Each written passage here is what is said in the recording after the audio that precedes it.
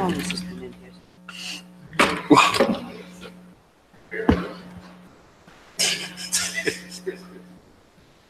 When Ellen down. Good evening, everyone. Would you please join us in a salute to the flag?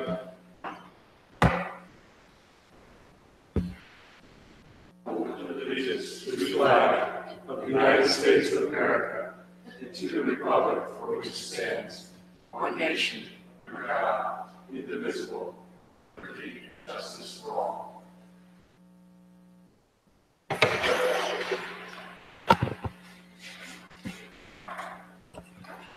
Pursuant to Section 5, Chapter 231, Public Laws 1975, this is to state for the record that adequate notice of this meeting has been provided to the public by posting and maintaining the annual notice of regular meetings on the bulletin board of the municipal building, by mailing the annual notice of regular meetings for 2019 to the News Record and Star Ledger in December 2018, and by filing said notice in the office of the Township Clerk. Mr. Adams? Mr. Daffis? Here. Mr. Lembrick? Here. Good night, CC. Mr. McGehee? Here. Mayor DeLuca? Here. Whereas Chapter 231, Public Laws 1975, commonly known as the Open Public Meetings Act, requires that all meetings of public bodies be open to the public.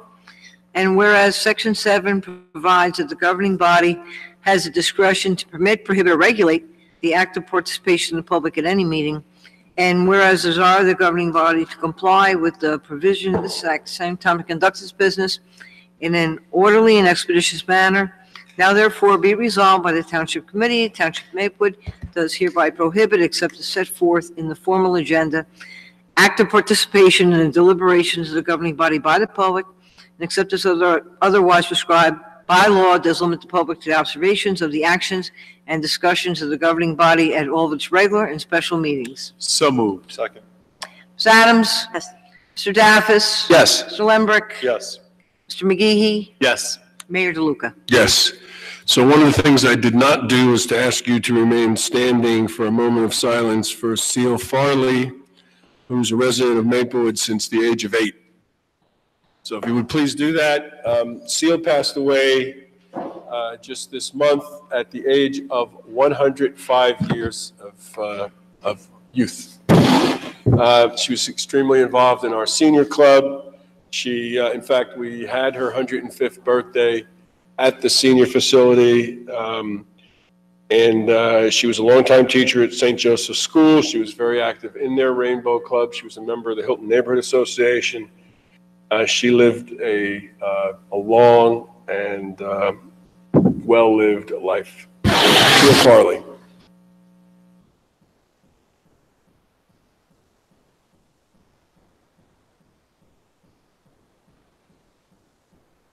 Thank you very much.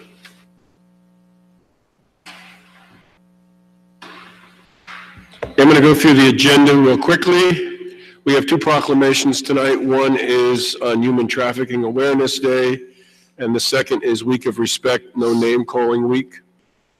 We then will have an appointment to our pool committee, followed by our first public comment session. If you'd like to come up, we invite you up here to give us your name and your address.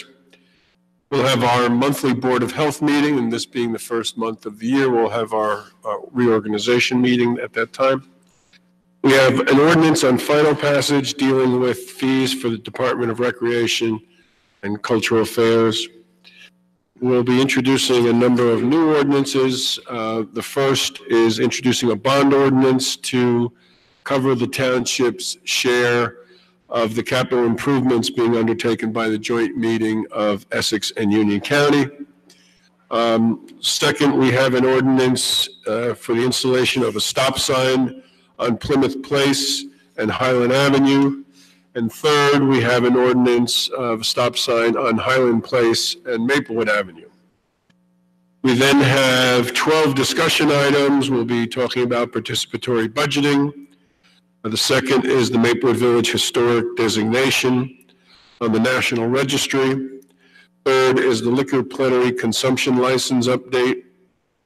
4 is the supporting the 2% cap on the interest arbitration. And also looking at some other issues.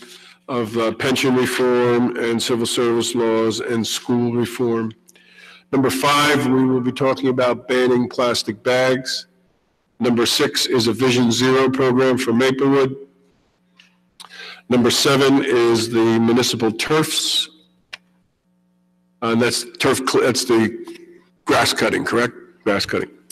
8 is the township-owned liquor license, our 8th license that we sought to auction off and didn't have any bidders. Number 9, we'll be talking about the agreement between the New Jersey Transit and the township for parking at the pool. Number 10, we'll be talking about the 104 Baker Street redevelopment plan. 11, we will be talking about the agreement with the South Orange Rescue Squad. And number 12, we'll be talking about food insecurity in Maplewood and South Orange due to the government shutdown. We then have our consent agenda, which has 26 items on it. And they deal with, these are all, because this is the first full meeting of the year, a lot of these are appointments. But the first is to accept bids for our capital improvement project during 2019.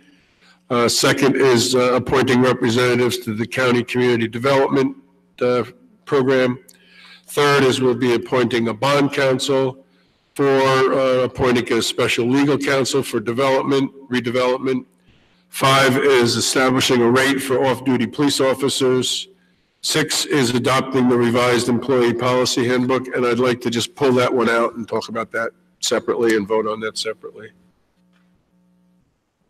Number 7 is appointing our special legal counsel for affordable housing. Number 8 is appointing our administrator for affordable housing and professional planning services.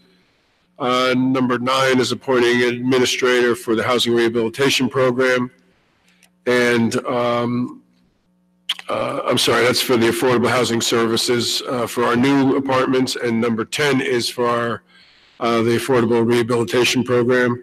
We'll be appointing labor counsel, adopting a cash management plan, establishing a temporary budget for 2019, authorizing a procurement card program, authorizing budget transfers from 2018, canceling accounts of receivable balances, canceling of grant-funded accounts that are unexpended, appointing our auditor for the fiscal year ending 2019, a reclassification of a purchase order number, approving participation in the Safe and Secure Communities program administered by the Department of Criminal Justice and Law and Public Safety, awarding a contract for 2019 recycling, auctioning off, authorizing the sale of property no longer needed through an online auction. We'll be approving bills and claims. We'll be appointing Bennett Weinstock as a substitute township attorney in the absence of Roger Desiderio. We'll be approving open session minutes of December 18th and January 1st and closed session minutes of December 18th. We will vote on that much faster than I reported on it. It'll be a blink of an eye. Our public comment is our second public comment. And you can come up, if you didn't get a chance in the beginning, you can come up at that time. We'll then have reports from departments, and we'll have reports from elected officials, and then we will adjourn. So the first order of business, just to remind you after all that, is we have a Human Trafficking Awareness Day, and I see we have some folks here who are going to join me at the microphone.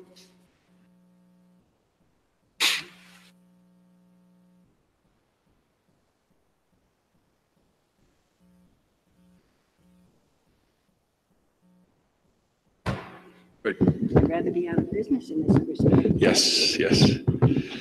So this is a proclamation designating January 11th as Human Trafficking Awareness Day. And it is quite long. I'm going to pick and choose a little bit, otherwise we'll be here a little bit too long. But whereas human trafficking is a borderless crime against individuals that violates the most basic human rights and deprives victims of every shred of personal freedom, and whereas human trafficking occurs when a person is recruited, harbored, obtained, or exported through force, fraud, or coercion for the purposes of sexual or labor exploitation, involuntary servitude, and other types of mental and physical enslavement, And whereas human trafficking is modern-day slavery, a crime that is in direct opposition to the fundamental principles of liberty and human rights upon which our nation was founded, and a violation of the 13th Amendment to the United States Constitution, which was ratified in 1865. And whereas the underground nature of human trafficking makes data collection difficult, however, the United Nations International Labor Organization has estimated that more people are now harmed by human trafficking worldwide than have been at any other point in human history. Approximately 80% of victims are women and girls, and 50% are younger than age 18. And whereas we recognize that New Jersey is a prime location for human trafficking because it is a major national and international transportation center and a culturally diverse state, and whereas many victims trafficked into the U.S. do not speak or understand English and are unable to communicate to seek rescue, under New Jersey and U.S. law, any person under 18 involved in the commercial sex industry is considered a human trafficking victim, and victims include U.S. citizens and documented immigrants. And whereas the Township of Maplewood stands committed to protecting human rights and individual freedom by supporting the goals and ideals of the National Day of Human Trafficking Awareness on January 11th of each year, and whereas the Township commends the work of the New Jersey Coalition Against Human Trafficking for its statewide effort to end human trafficking through education, advocacy, and assistance to survivors, and to increase coordination and visibility of New Jersey's commitment to end human trafficking.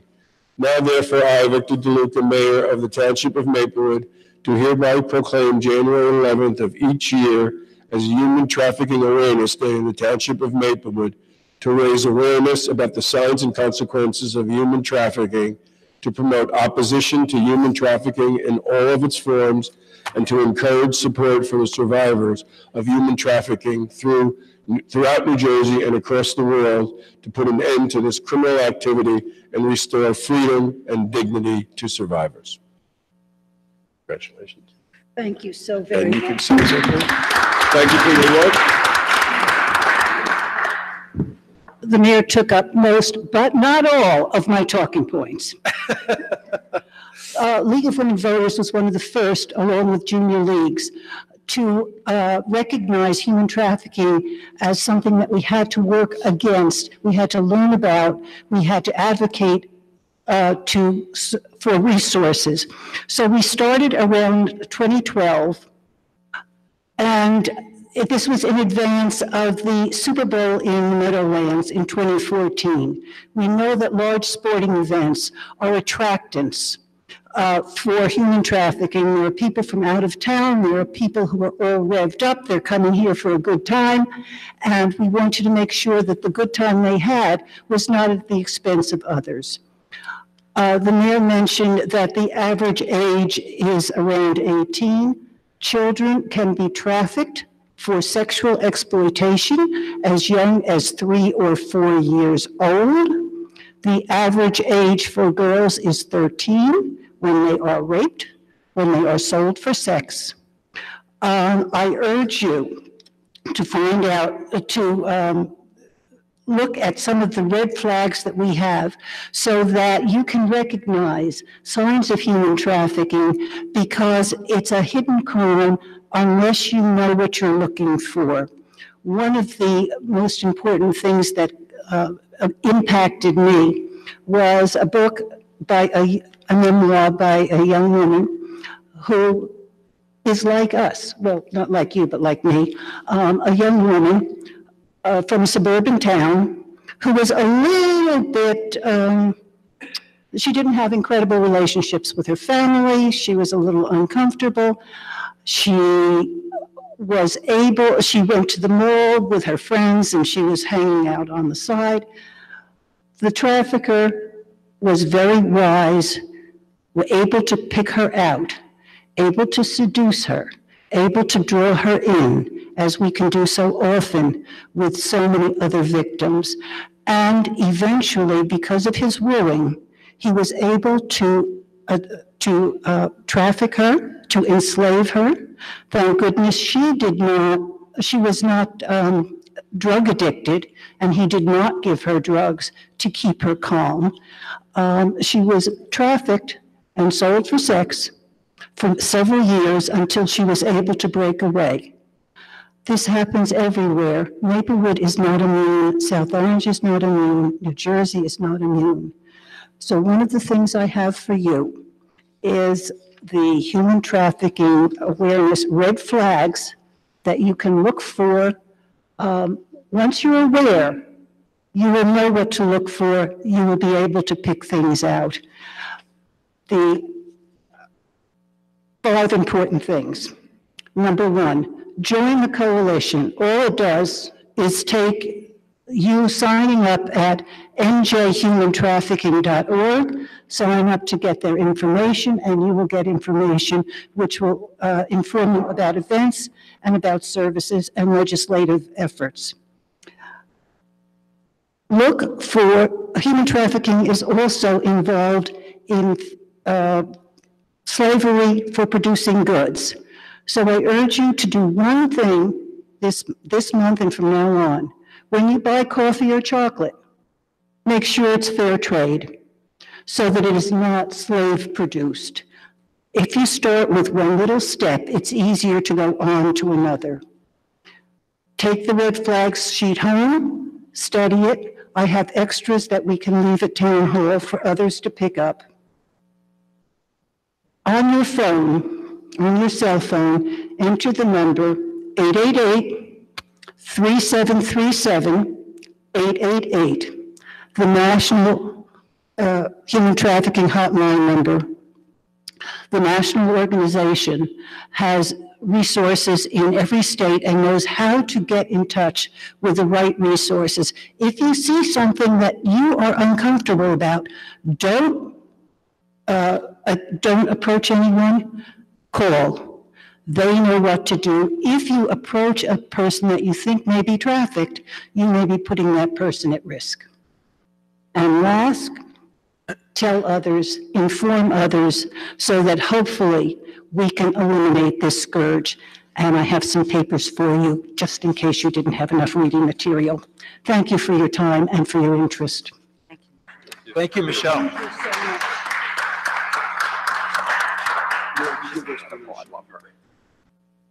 Mr. Daffis, you want to come up and do your? I'm going to read from here. Thank you, Mayor. So the next proclamation is a proclamation designating January 14th through the 18th this week as Week of Respect, No Name Calling Week. As you probably are already aware, in October, we also do a Week of Respect, raising awareness raising awareness of bullying and promoting anti-bullying in our community and in our schools. This is an extension of that. GLSEN created this program in particular. GLSEN, for those who aren't aware, is the Gay, Lesbian, and Straight Education Network. It works very hard throughout the country with all school districts and all schools to promote and build inclusive school climates. And so this is another opportunity for us as we begin the new year with a fresh slate to raise awareness about bullying and to call upon all of us to be respectful with everyone, especially with our youth in our community. We should be upstanders, we should be role models, and we should take every opportunity that we can to empower and embrace and welcome our youth. So the proclamation goes as follows. Whereas the Centers for Disease Control's 2018 Youth Risk Behavior Survey reported that 1 in 5 students have experienced bullying in schools. And whereas targets of bullying and name-calling often experience a negative impact on their academic achievement, their educational aspirations, and their psychological well-being, and whereas students in school with hostile environments suffer from high rates of absenteeism because of feeling unsafe or uncomfortable. And whereas GLSEN's No Name Calling Week project prioritizes inclusive school climate, recognizing that students learn best when they are safe, when they are in a safe, inclusive, and affirming environment, and is supported by a broad-based coalition of education and youth services organizations concerned about the detrimental effects of name-calling. And whereas Maplewood is a diverse and inclusive community in which our residents take pride in our diversity and believe in the safety, prosperity, and equality of all who live and work in our town. Now therefore be it resolved that I, Dean Davis, committeeman of the Township of Maplewood, on behalf of our Mayor, Vic DeLuca, and the rest of the Township Committee, do hereby proclaim the week of January 14th through the 18th, Week of Respect and No Name Calling Week in the Township of Maplewood. And we call upon and encourage, here's the important part, because everyone can help us in doing this. We call upon and encourage our school district's teachers, students, parents, and school officials to appropriately observe this week through activities and lessons and programs designed to reduce bullying in person or in cyberspace on the basis of real or perceived body size, ethnicity, gender identity or expression, physical or mental ability, race, religion, sexual orientation, socioeconomic status, or academic standing, or any other attribute for which students are singled out for such unacceptable behavior. So please, learn from your students, your kids, if anything like this is being done in the schools this week. And if it's not, demand that it is next week, and the week after that, and the week after that, every single day. Be it further resolved that we call upon all residents of Maplewood to accept, respect, and empower all of our youth in all of their diversity and abilities, to be allies and up standards so that we all can reduce harassment and bullying in our community. Thank you. Thank you. Thank you very much. Mr. Lembrick, you have an appointment to the pool? I do, Mr. Mayor. I would like to move that we reappoint Jeremy Urban to the pool committee. Jeremy has served for the last several years, and his appointment is up. He's done a wonderful job in the committee, particularly in designing and maintaining the community pools website and keeping that updated. So I would like to reappoint him for a 3-year term on the pool committee. Your second? I'll second that, Mr. Mayor. Let's call the roll. Ms. Adams? Yes. Mr. Daffis? Yes. Mr. Lembrick? Yes. Mr. McGehee? Yes. Mayor DeLuca? Yes, thank you. Okay, this is our first public comment session. If there's anyone who would like to speak to the Township Committee, we ask you to come up here and just give us your name and your address and share your thoughts with us. Hello, I'm Sheila Baker Gujral, 38 Kendall Avenue in Maplewood. I'm a member of the Maplewood Environmental Advisory Committee, the Essex County Environmental Commission, and I work at the Association of New Jersey Environmental Commissions. I would like to clarify, I'm not speaking on behalf of the Environmental Advisory Committee, as we haven't discussed this at the committee level. I'm speaking as a concerned resident. I'd like to address the issue of plastic bags that you're considering, plastic bag legislation. First of all, I'd like to thank you for taking such leadership roles in New Jersey. It's a very important issue which affects us all, and I'm proud to live in a town that gets ahead of the curve on such matters of importance. Well, there are varying permutations of a plastic bag law. You can have a full ban, a 5-cent fee, a 10-cent fee, paper included, paper not included. The gold standard for this is a ban on single-use plastic bags and a fee on paper. The purpose of the ordinance is to encourage consumer behavioral change from using any single-use disposable bag, be it plastic or paper. Plastic bag bans tackle the worst part of the problem, but they're not effective without a fee on paper. While plastic bags are often recyclable, just over 10% are actually recycled. Unrecycled bags often end up in landfills, clog storm drains, or find their way into local waterways or trees. We see layers of them in the Rahway River every spring when we conduct our river cleanup. Meanwhile, disposable paper bags have their own environmental impact. The paper industry, including paper bags and other paper products, contributed 21% of all toxic air releases in the U.S. in 2016. As an illustration, Chicago banned plastic bags, but they did not place a fee on paper, leading many stores to simply give away slightly thicker reusable plastic bags or paper bags for free. After finding that their plastic bag ban actually increased waste and did not change public behavior, Chicago chose to switch from a ban to a 7-cent tax on disposable bags. Before the 7-cent tax on paper and plastic bags went into effect in February 2017, more than 80% of shoppers used at least one disposable bag per trip, according to a study, which I have right here, and I'll leave it here for your perusal. That figure dropped to 54% in the year after the tax kicked in, a significant decrease. The ordinance exempted purchases made through food assistance benefits from the tax. Another illustration, in Montgomery County, Maryland, a 5-cent fee on paper and single-use plastic bags reduced single-use bag use by 42 percentage points, from 82% to 40%. In Suffolk County, New York, they implemented a 5-cent fee on plastic and paper bags in January of 2018. Stores are reporting over 80% decreases in both plastic and paper bag use, and residents report less litter in parking lots, on streets, and at local beaches. And a last example, in San Jose, California, a ban on single-use plastic bags and a 10-cent fee on paper bags increased the percentage of bags that were reusable from 58.8 percentage points, so that was going from 3.6% up to 62.4%. And the percentage of customers using no bag increased by 24 percentage points.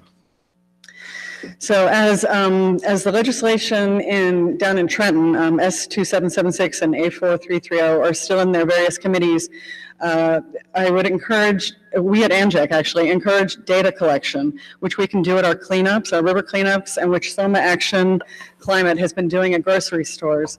And we also encourage local ordinances. We don't feel that waiting around for the state to act is the solution. The state often takes its cues from municipalities, and we are on their radar screen, so we need to let them know where we stand. So to conclude, I strongly support our town's support of S2776 and A4330 and putting forth our own strong bill, which includes both a ban on plastic bags and a fee on paper, so that it can result in the desired effect of significant behavioral change, which will reduce plastic pollution. Thank you. Thank you. Thank you. Hi, everyone. I'm Jennifer Nielsen, 434 Ridgewood Road in Maplewood. I'm not going to repeat what Sheila just said, but I will say I'm very much in agreement on everything she said. I would like to thank you for being so out in front on the plastic bag issue. You're heroes. We're going to be leaders in this. But I also believe that there's evidence from around the world, but particularly in the United States, that the most effective bans also include fees on the alternatives, that if there's no fee, then they get substituted, and we know that they have an equal almost equal environmental cost. She cited a number of studies. There are other studies from San Francisco, Austin, Texas, Westport, Connecticut, that show similar effects of not banning the alternatives. Those increase. And there are many successful alternatives where there was both a ban of plastic and a fee. There's also really no evidence that the fees harm low-income families. Los Angeles County did a study and found that when they imposed the legislation in 2010, it cost households less than $4 a year. There are other examples as well. And the fees can actually have extended positive effects. In many cases, what starts as opposition to the idea of a ban and fee, once they're in place, people adapt and actually become enthusiastic supporters. And they have also been shown in many places to lead to other better environmental practices. I'd like to say that Soma Action is ready to do a lot of consumer education, get people ready for what we would hope would be a plastic ban and a fee, so that people are prepared. We've had a dialogue with the grocers. I think they're willing to offer some reusable bags for free for the transition, especially for some of our fixed income residents. One last thing I'd mention that we have a really nice, I hope you've seen it, logo of Bring Your Own Bags Every Day. There's the Gridiron Passageway in South Orange is a place where we've been given permission to put a banner up. I'd love to do something similar in Maplewood as also part of our consumer education. So thank you very much. Thank you. Thank you.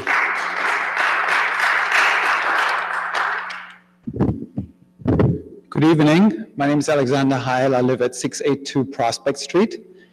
I'm a faculty member at the Earth Institute of Columbia University. I'm the chief economist of the Port Authority. And as a trained economist, I'd like to share some considerations with you as they apply to the ban on plastic bags and the fee on paper bags. The Sierra Club estimates that every person in the United States uses 360 plastic bags per year. For the town of Maplewood, that would mean that an average household uses 1,080 bags per calendar year. The social cost, or the cost imposed on the environment that nobody pays for, in other words, are tremendous. And they can be extensive in terms of the impact they have on the ecosystem, on human health, and on energy usage. In studies, the social costs have been shown to be roughly 11 cents per bag. That's a relatively low estimate, but if we're applying that to Maplewood, that still means that the annual social cost imposed by town residents on the environment are more than $3 million. Fees on plastic and paper bags have been very successful in other parts of the country. Fees of around 5 to 10 cents per bag have resulted in reductions in demand or usage by upwards of 70 cents. At a production cost of roughly a cent per bag or slightly less, that creates, from an economist's point of view, a very beneficial cost-benefit ratio, or the ratio between the benefit generated for society compared to the cost of roughly 11 to 1, meaning for every $1 in cost, societal benefits are $11. Now, the equity considerations should be considered, and we should look at some data in that regard. That's true. So I looked at some data in terms of what that means for town residents. If I'm applying the usage number from the Sierra Club, then the annual cost per household for bags are equal to roughly $54. That's roughly equal to $4.50 per month if one assumes that a household pays for every bag used. If I look at the distribution of income among households in Maplewood, 3.9% of households have income of less than $15,000 per year, 3.4% of households have income of between $15,000 and $20,000 per year, 5.9% of households have incomes between $20,000 and $30,000 per year. You calculate the impact per household as a share of income, so how much money you spend on bags as a percentage of income, that equates to 0.4, 0.3, or 0.2% annually. By the way, the number of households, if I'm adding them all up, is roughly 1,100 households in a town like Maplewood here. So those are the ones that I just mentioned in terms of income data.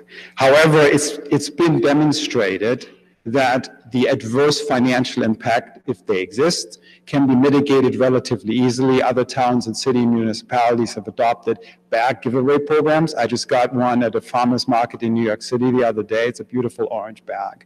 And I would argue that corporate involvement in order of sponsorship for bags on a regular basis could actually eliminate the financial burden that fees impose on low-income households. So at the bottom line, less usage of bags actually makes economic sense. So let me, on a personal note, let me end with a comment on, as a German national, I can't remember a time in my 47 years of life when I either couldn't get a bag in a store or I didn't have to pay for it. So I would encourage the town committee to move on the same path that many other municipalities have chosen and put us on a more environmentally sustainable path. Thank you. Thank you. Thank you. Hi, Ed Reichman, 51 Park Road, Maplewood. So I'm here on behalf of Soma Action. I won't repeat the points that Sheila, Jen, and Alexander made. One point I'd like to make, though, is several times I've heard people object to the other bag fee as a tax. And it's not a tax, because if it's a fee that's only paid if people refuse to participate as good citizens in the practice of using bags, reusing bags, and bringing them to the market. Okay. The other thing is, our group has worked with stores to offer free reusable bags to those who desire them, and we would do so again to smooth the transition to the other bag fee if the committee would implement that. Thank you. Thanks. Yes, my name is Dean Nielsen. I live at 434 Ridgewood Road in Maplewood. I come out of being a research and evaluation specialist at the World Bank. I'm in retirement now. So I was very interested in researching all of this stuff about plastic bags. And I'm not going to tell you all my research, although I have to say it very much confirms the California model, which was adopted by referendum in the state. What I would say is this: the most surprising thing I found is that from many indices, paper bags are more destructive to the environment than plastic bags. Now, the plastic lobbies have jumped on this, and you'll hear them trying to talk us out of banning plastic bags because it's not the most destructive medium. But in fact, I won't go into the details, but I can give you several articles that suggest that paper bags don't decompose as easily as we say, because very often they get smashed to the bottom of the heap. They're very expensive to transport and to produce, and in fact, their decomposition does put things in the environment that we that are destructive. So I would like to say that by protecting paper bags, we are not really doing the environment's a service. Thank you. Thank you.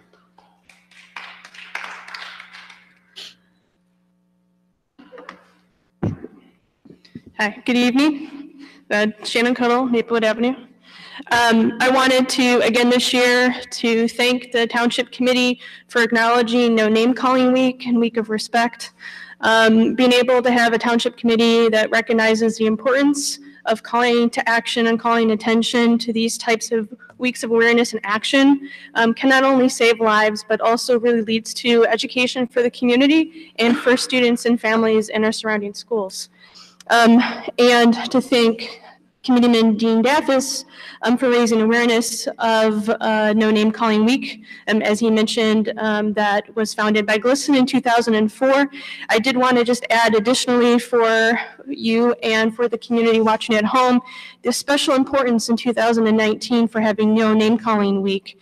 The intention to this recent GLSEN report that was just released, their state-by-state report for New Jersey, recently, as in the past week, actually found nearly 90% of LGBTQ students heard negative name-calling remarks at school. Nearly 70% of gender non-conforming and transgender students heard negative remarks at school.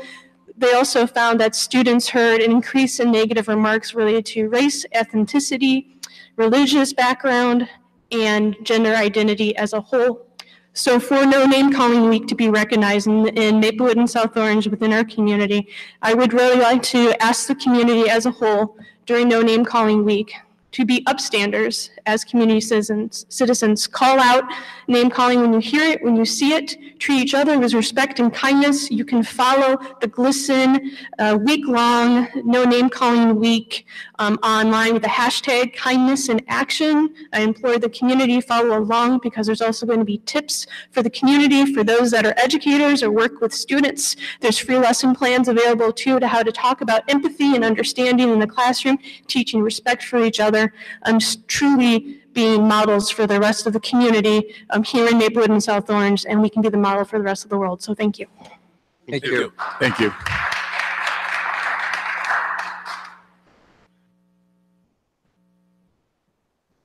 Hi, I'm Tracy Woods at 253 Burnett Avenue, and I just wanted to say that I support the idea of having a plastic bag ban, and I very much think that the paper component needs to be addressed in some means that paper cannot be seen as an acceptable alternative to plastic bags in whatever policy we take into action. And I also want to report as the chair of the Green Team that even though the Green Team has not voted on what policy they would suggest or in any other way support, they did earmark $1,000 of the Coding for Communities funding that we have for education and support of a bag policy. Thank you. Thank you, Tracy. Anyone else want to address the township? Nope.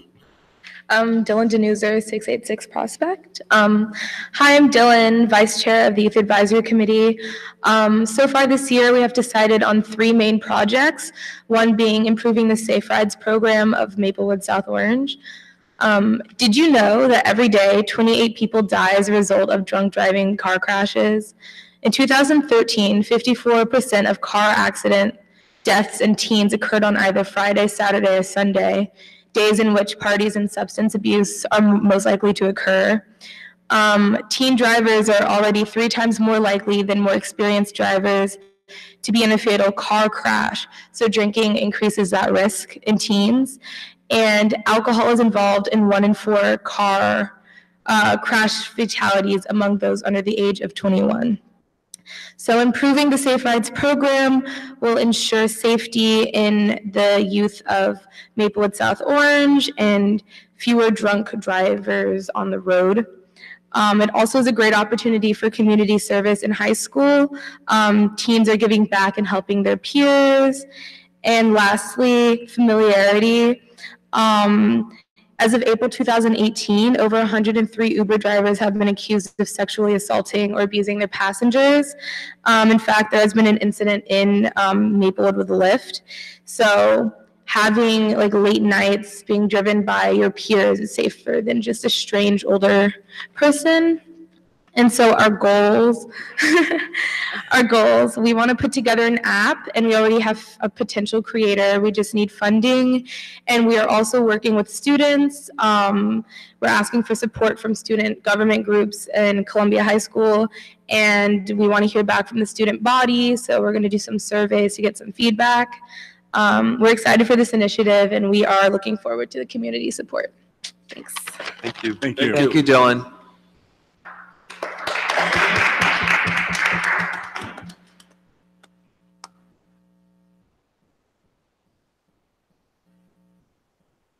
Good evening, Jeanette Page Hawkins, County Representative. Would it be appropriate at this time for me to speak in regards to discussion item 12? Yes, sure. Yes. Yes. Okay. At this particular time, throughout the state of New Jersey, all 21 counties, the SNAP offices are working diligently in preparing the paperwork for continuous SNAP benefits through February.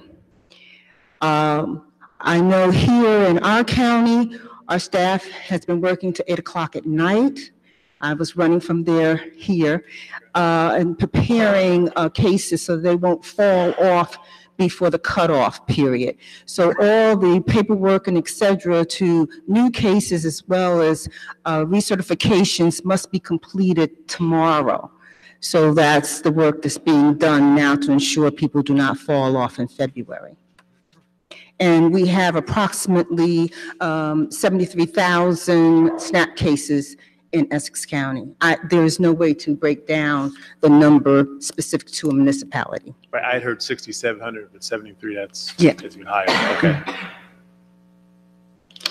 You said Any questions? tomorrow's the. Yes, tomorrow's the cutoff. I do have a couple follow-up questions, Ms. Hawkins. Nice to see you. Happy New Year. Happy New And Year. thank you for providing us the information. This is very important in light of the shutdown. There's no light of it. There's no sign of it being resolved anytime soon. So this is critically important. I read something, I believe, earlier, right before we went into public session this evening, that SNAP recipients will be receiving their February benefits this month as well. Is that correct? That's what I'm speaking of, yes. Oh, okay. So they won't fall off in February. Right, and so therefore, we must do outreach to our recipients to make them aware that that has to carry them through February into March. Is that right? Yes. The outreach is being coordinated at the state level. The counties are supervised by the Department of Human Services, Division of Family Assistance, Family Development, I'm sorry, and they give us our directives. And so they have the press releases out and et cetera at this time. Okay, and when the state is doing the outreach, are they also coordinating that effort with local planning, local assistance? Yes, they boards? are. For us, our county, we're the Division of Family Assistance and Benefits, and for others, maybe the Board of Social Services, and not only are the traditional welfare offices part of the whole planning, but also they have outreach to advocate groups as well. Terrific, thank you. Yeah, I have a couple more questions. So then, understanding that the cutoff is tomorrow, is there any extension at all at this point, or is that? No, in terms of my understanding, in terms of being sure that all the paperwork is in the systems, because it has to go into the EBT cards and et cetera, that is the cutoff. But we will continue to process applications and extensions as we go along. Okay. And we will wait and see for further instructions. I heard the lunch program, which is, I guess, part of the umbrella, is being funded through March. Is that? I'm not aware of that. That doesn't fall, that falls in Department of Agriculture. Okay. Well, just on the deadline tomorrow, the deadline is for the county, For the counties to not for process. the individual recipient. No, the county is processing. Right. Yeah. So if you're a The recipient has recipient, nothing to do. right, if you're a recipient already, the county, you can assume the county's got your back. Yes. And is submitting the paperwork so that your EBT card is going to have your January, February allocation. Yes. Great, thanks for that clarification. Thank you, Ms. All right. I do have announcements in regards to the deer management program, and I did leave some flyers with the clerk. The deer management program started today, and for South Mountain Reservation, it's going to be the 15th, the 22nd, the 29th, February 5th, 19th, 26th. And Hilltop is going to be January 17th, 24th, 31st, February 7th, 4th, and 21st. Of course, with inclement weather, it's due to be canceled. Experienced marksmen will be on the site, and the reservations will be closed to the public during this time. Is there any issues or concerns that I can assist you with at this time? Have any update at all on, I know there was proposed expansion over at Turtleback Zoo and all those facilities there that several months ago brought out a lot of people to talk about the plan for that and how it's eating into more of the reservation and putting up more impervious surfaces and runoff and all those issues to West Orange residents and South Orange residents in particular. Know what the status is, or can you find out? I can find out for you, but I have not been privy to that discussion. Okay, so yeah, if you could find out what the status of plans for Turtleback Zoo and the whole reservation county development there. Okay. That would be helpful. Thank you. Is there anything else?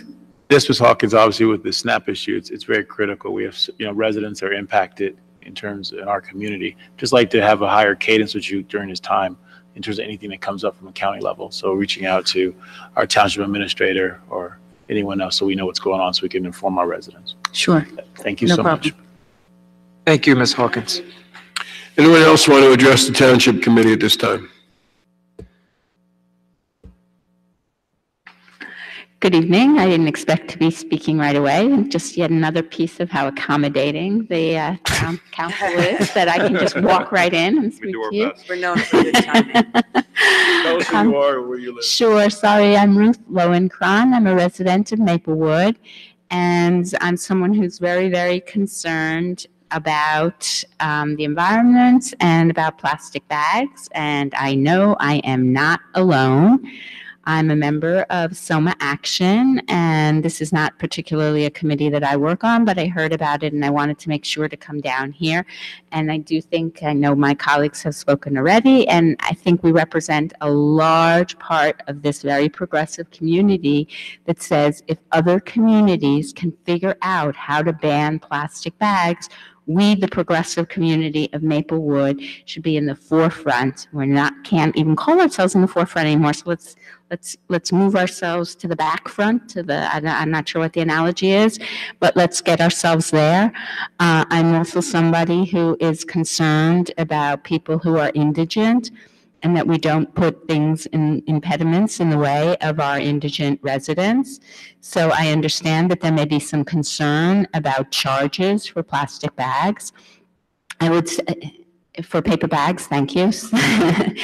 And I would say to that, first of all, I don't think this will come up as an issue, because I think as somebody myself, and I'm sure all of you as members of the council, are used to bringing your little bag of bags, as I lovingly call it, to every place, and it becomes a routine, it becomes habit, and it really isn't an issue at all anymore. We are perfectly able to morph from the community that needs bags all the time to the ones that bring bags. But assuming we have someone who is not able to get used to the bag of bags, or comes to a store and forgets it, because obviously that does happen, we can work out ways that we don't have to charge either people who are senior citizens or somebody who shows some sort of a card that says that that cost is an issue, if they show a social security card or something of that sort. But we should not let that get in the way of what is so absolutely critical, especially at a time when the town or the country, I guess the world, is able to recycle less and less. So we should not be using plastic bags. Thank you. Thank you very much. Anyone else?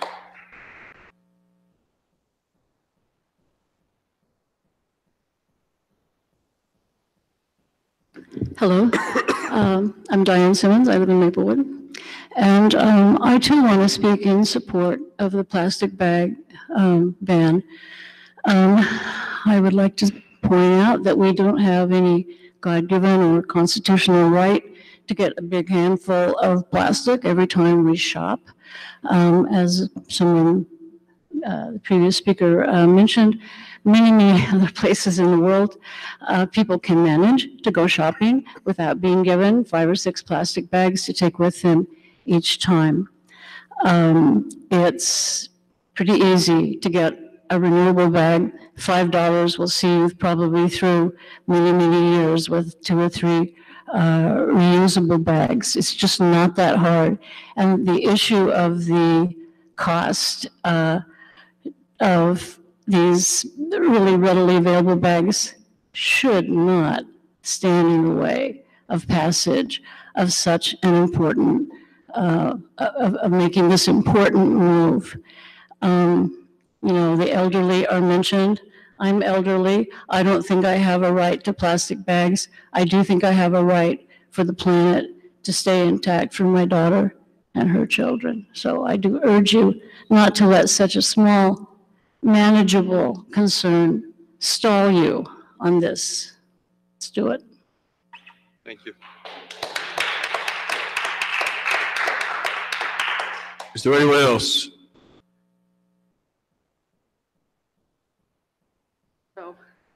Hi.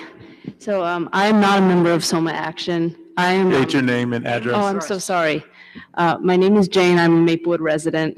I grew up in this town, and I am Diane's daughter who just spoke. I'm not a Soma Action member, but I have been active in, environmental issues before. I was part of the Sierra Club, Green Coal. I mean, the initiative to close power plants in New York. So I do know a thing or two about, what's actually good for all of us. And the thing about plastic is that it's a great material for some things, and it's insulated. There's things about it that are beneficial to people, but the fact is that the insanity of using a material that's going to last forever, it doesn't break down. It's a mutation that we invented. So the idea of using this material that's going to last forever for a secondary, momentary purpose is just nuts. And, that's, I think that we should make policies that reflect the reality that we all live in. And I think we should just bite the bullet and say, you know what? We're not going to put a 15% tax on a plastic bag. We're not going to put a 50% tax. We're not going to put any tax. We're just going to say no more.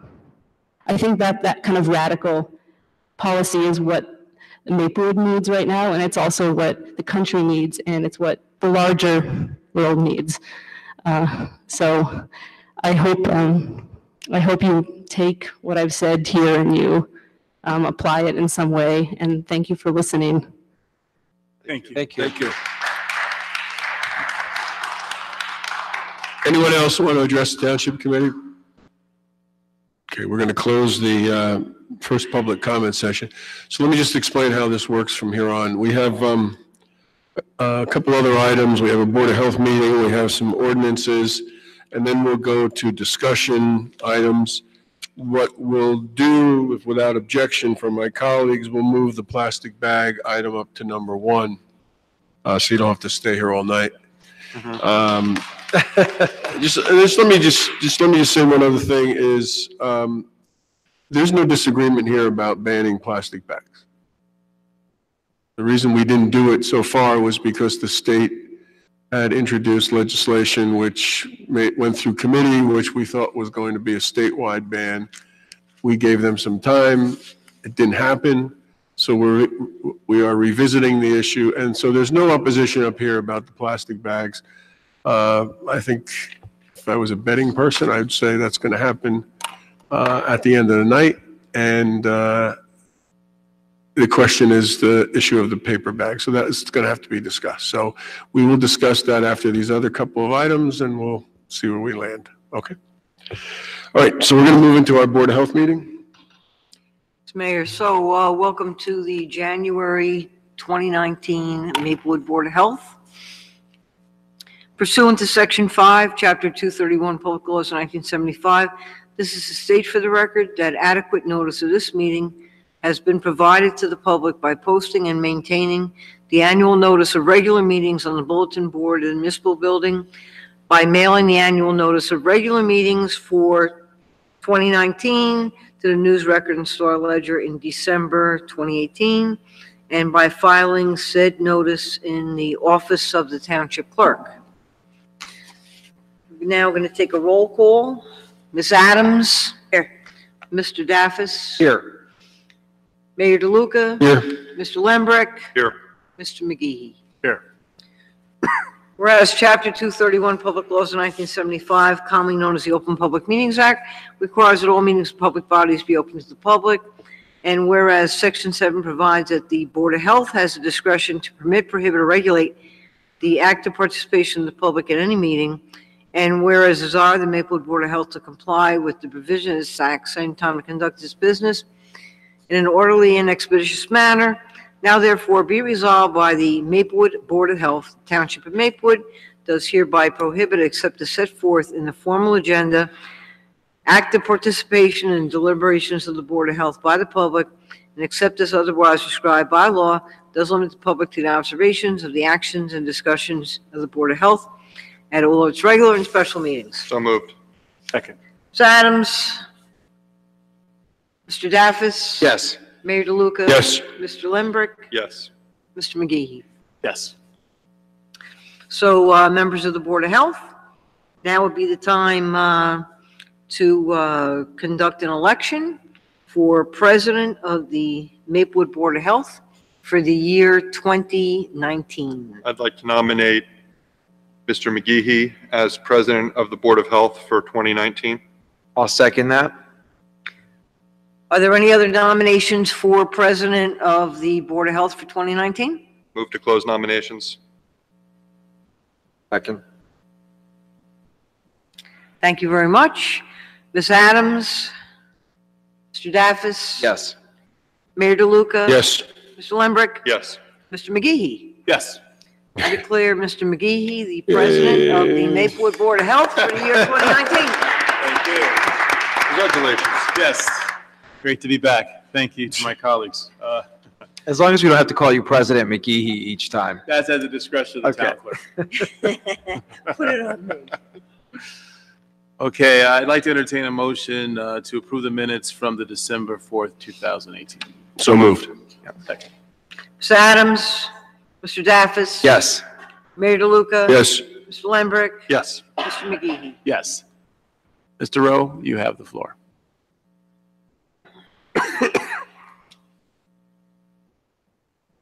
Good evening. Good evening. Hello. I sent you a whole lot of data. Some of it end of the year data, some of it Maplewood specific HIV/AIDS data, which I thought and also just some long-term data we've been collecting on certain activities and communicable diseases. Lyme disease continues to be the number one,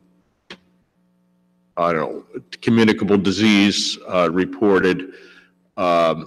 It's not an STD. And then the STD number that sticks out is chlamydia.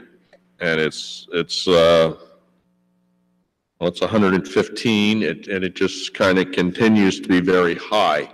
And I recall a month or two ago, one of our youth advisory committee persons talked about having more need for health education for youth. So this confirms what she was talking about. So we will look for ways to do that. I think our health educator has already been making contacts on that. So I'll advise you when we actually are able to organize and run those programs. Do you think, Mr. Rowe, if Ms. Davenport should have some type of event outside of the school district where we have something in town talk about? I'll have to say, I don't know. Okay. We want to find the best way to reach the most students. Yeah. So I don't know the answer to that right now. Okay.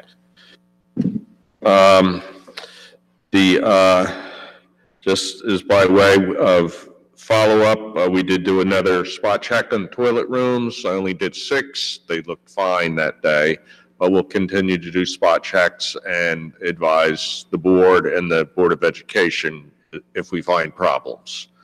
So fortunately, the day we were there, things looked pretty good.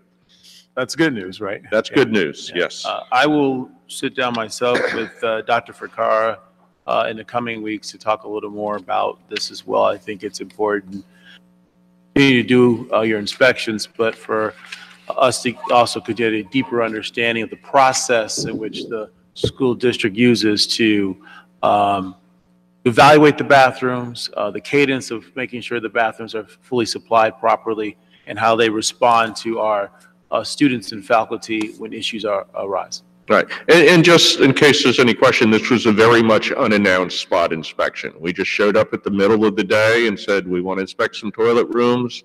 They sent one of the custodians to accompany us, and we went and looked at a bunch of them, and we'll continue to do that. Perfect. Our nurses are busy now doing immunization audits at child care centers. And one of the immunizations that's required at of children at child care centers is the flu vaccine. And that's gone a long way towards reducing the amount of flu because children can spread flu very quickly. And one of the, had a lot of parents call me up because they don't want to get their children flu shots. I don't know why. But I try to explain to them all the good reasons why they should get their child in daycare a flu shot. But one of the reasons I've heard most recently in a medical show I was watching was pregnant women. About less than half of pregnant women get flu shots. It's maybe half. And one of the reasons pregnant women need to get flu shots is if they get pneumonia, it's the potential that their baby may get less oxygen. So, that's like a no-brainer. Of course you want to protect your unborn child. And at child care centers, it's a place where there's lots of pregnant women coming to pick up, one of their children, and they're pregnant with another child. So I think it's a very good law, and I would encourage all parents to get their children vaccinated. So those are the type of questions I get calls on just several times a week, and I try to explain that to people. I noted that our youth person talked about a driver program for, I guess, for when there's youth parties and kids may be too drunk to drive. Our municipal alliance is going to run a responsible beverage service program for the bars and restaurants that serve alcohol in town. And it's for the bartenders and the waiters and waitresses that serve the tables. And we'll be able to give them a state certificate showing that they've taken this course. They can take that with them to another job if they want. It's a good certificate to have, and we'll be organizing that in the next few months and running that. So that's a related issue on drunk driving.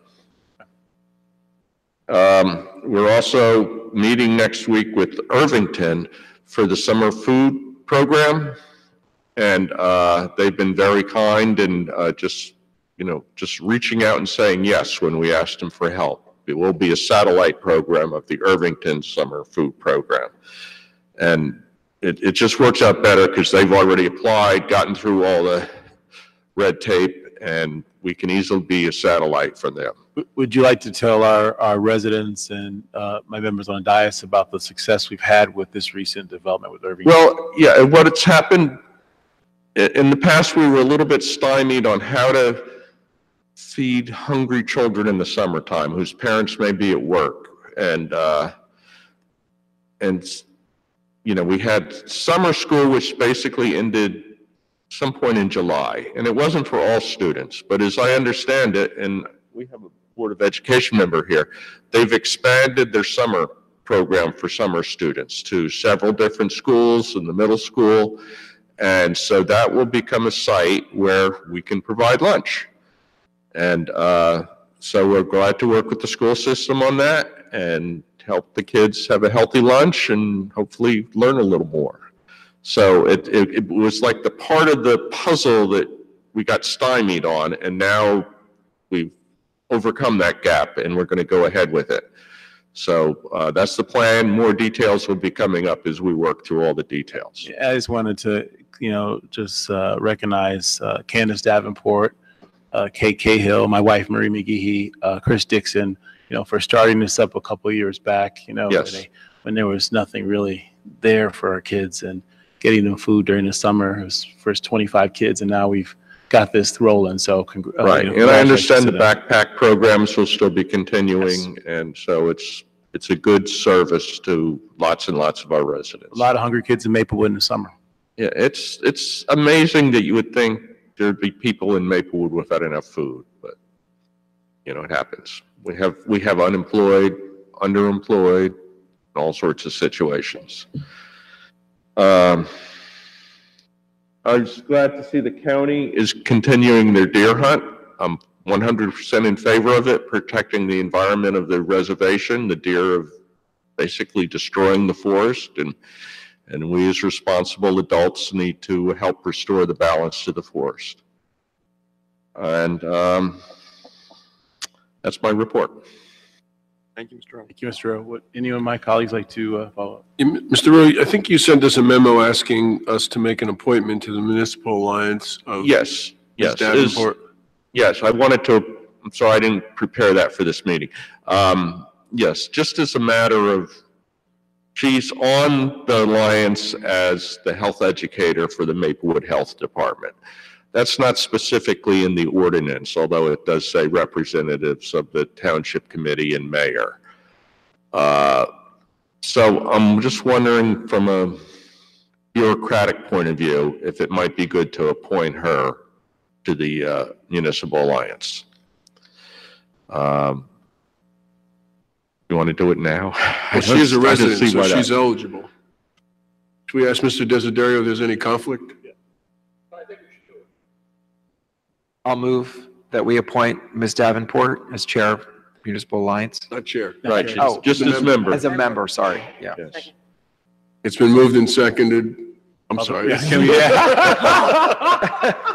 Mr. President, I'm so sorry. Please don't build a wall.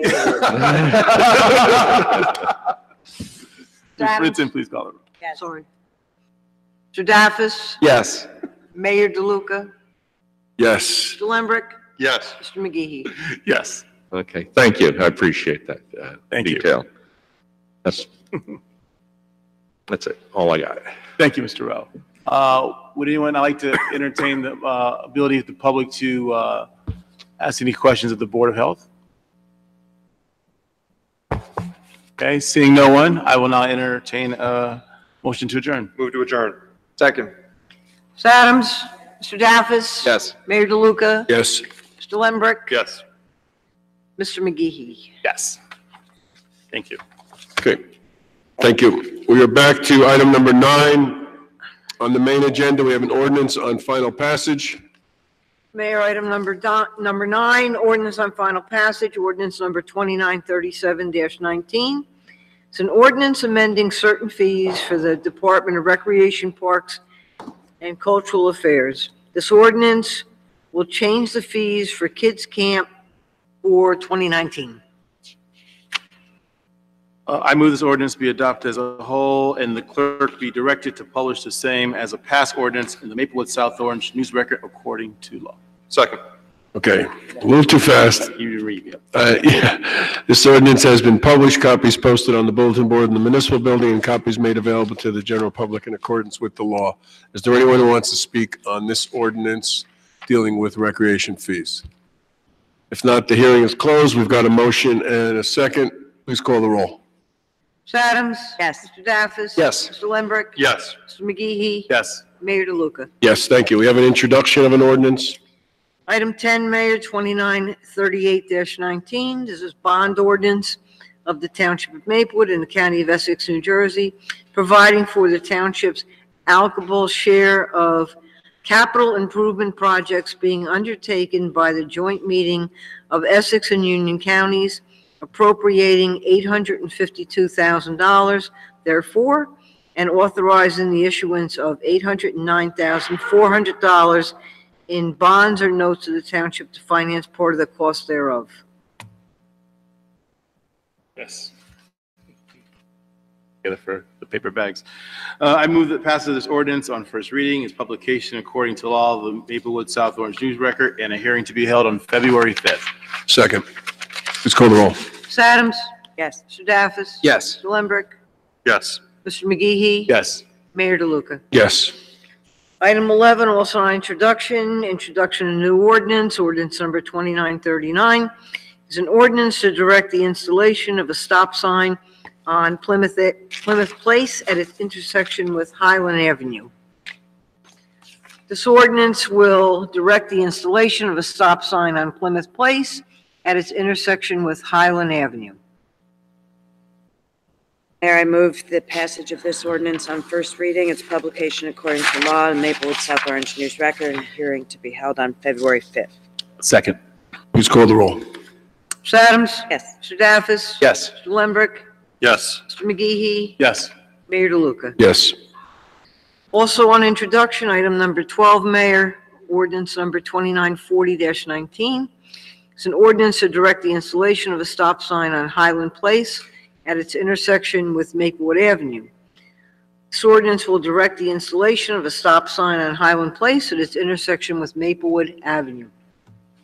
Mayor, I move the passage of this ordinance on first reading, its publication according to law in the Maplewood South Orange News Record, and a hearing to be held on February 5th. Second. Please call the roll.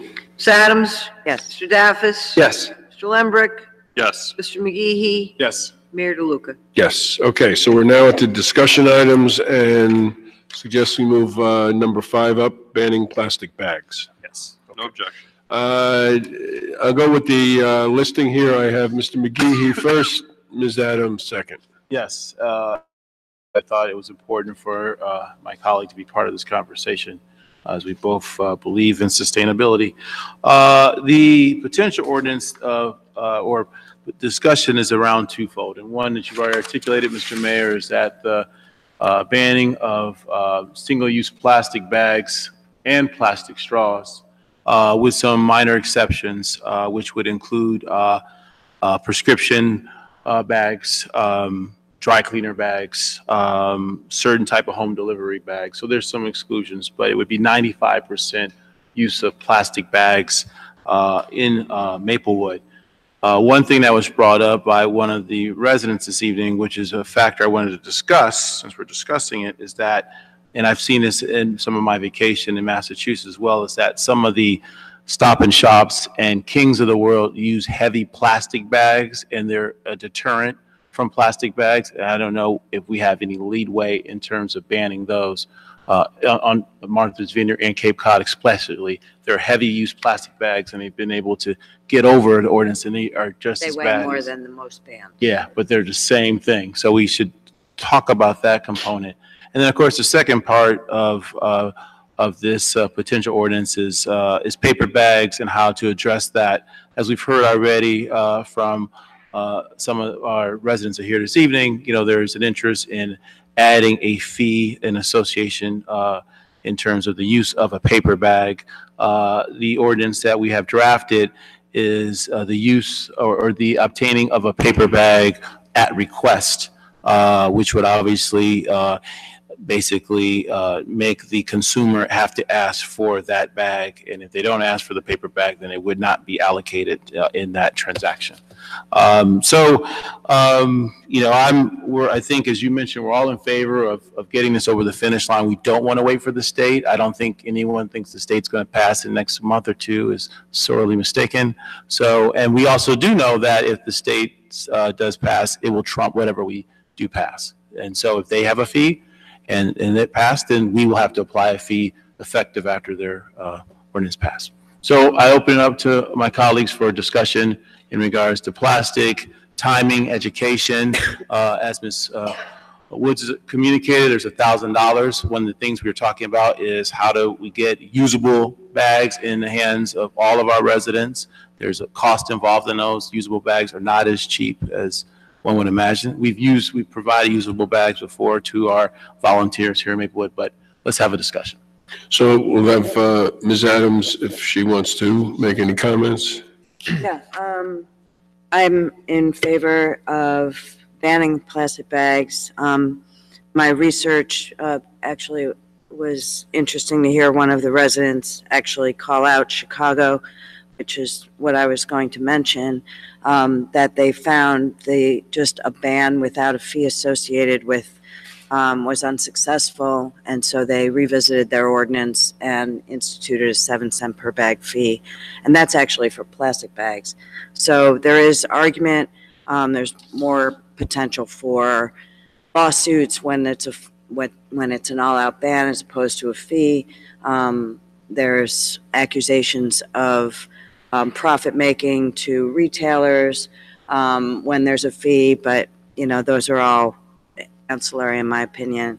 I think the numbers, just like I said in my email to my colleagues, that on another issue, that climate change is real and numbers don't lie, statistics don't lie. And I think the $4 a year, that it averages out for people who choose to, as others have pointed out, that as opposed to a tax, which is something that's not voluntary, a fee on a bag is when you get a greeting card at a store and it's put in a plastic bag, there's going to be a fee. You can easily decline the bag or bring your own. So I think it's a habit change that's necessary.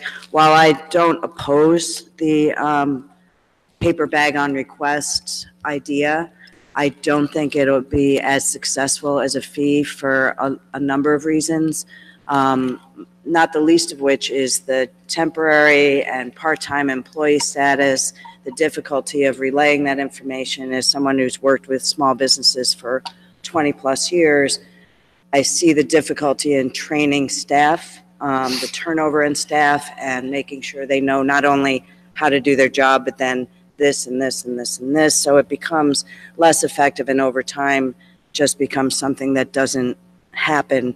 And I, as others have said, I understand the hesitance in adversely impacting lower income people. I would like to use some of that $1,000 to buy bags, which you can, reusable bags, and pass them out as needed, preferably to those of lesser income, or make them available for people who don't have their own, can't afford to buy their own reusable bags. I think it would be a little foolhardy to not associate a fee with this ban. The numbers show, there's an article here I was reading where it shows Los Angeles, New York City, Chicago, Washington, D.C., and over again, it just proves itself out that without a fee, it doesn't change behavior as well. And I think I mentioned last year when we were talking about it that when I asked the front-end manager at the Milburn ShopRite, when they stopped incentivizing their customers with a 5 cents per bag off of your order when you bring your own bags, people stopped bringing their own bags, which I found really strange. But that's as simple as it seems, and as inexpensive as it seems. Even people of great means like to get that little benefit. So it's a motivating thing that I think has proven itself out over and over again. More effective than no fee. And I'd rather do it right the first time than have to come back and revisit when not effective enough with just a ban. So that's my 2 cents, no pun intended. 7 cents. I'm happy to jump in here. I know everybody's waiting to hear from me, right? No, it's true, because I've gone on record about not entertaining fees in this regard. But here's my position. As the mayor stated, on the plastic bag side of things, there's no question, unless there's a major surprise here tonight, there's no question that we favor an outright ban on single-use takeout plastic. And I would urge our township attorney and my fellow colleagues, when we look at an ordinance that does that it does include not just the thin, flimsy plastic bags, but these so-called newfound biodegradable plastic takeout bags that are not truly biodegradable. But this is a way that establishments have found to get around it. And we can do that because I have seen it in my research as well. So, let's go over to paper.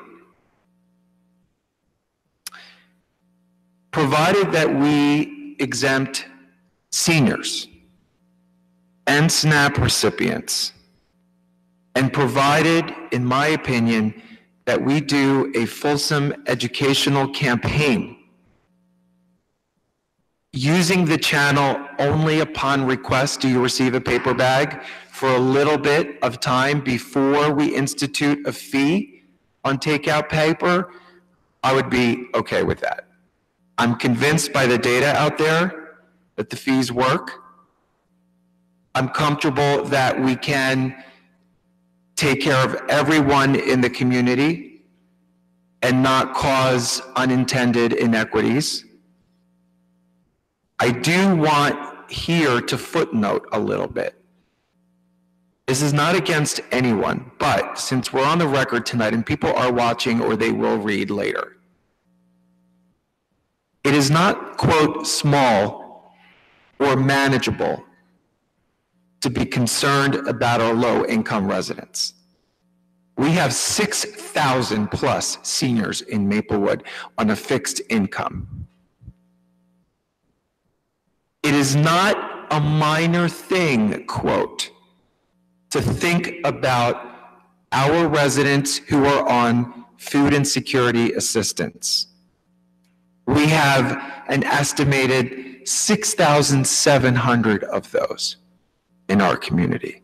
So when we advocate for these things, I know we're excited. I know we think about the big picture and we want to do the environmental thing, which is the correct thing to do. And I support you in that. And I think we all do.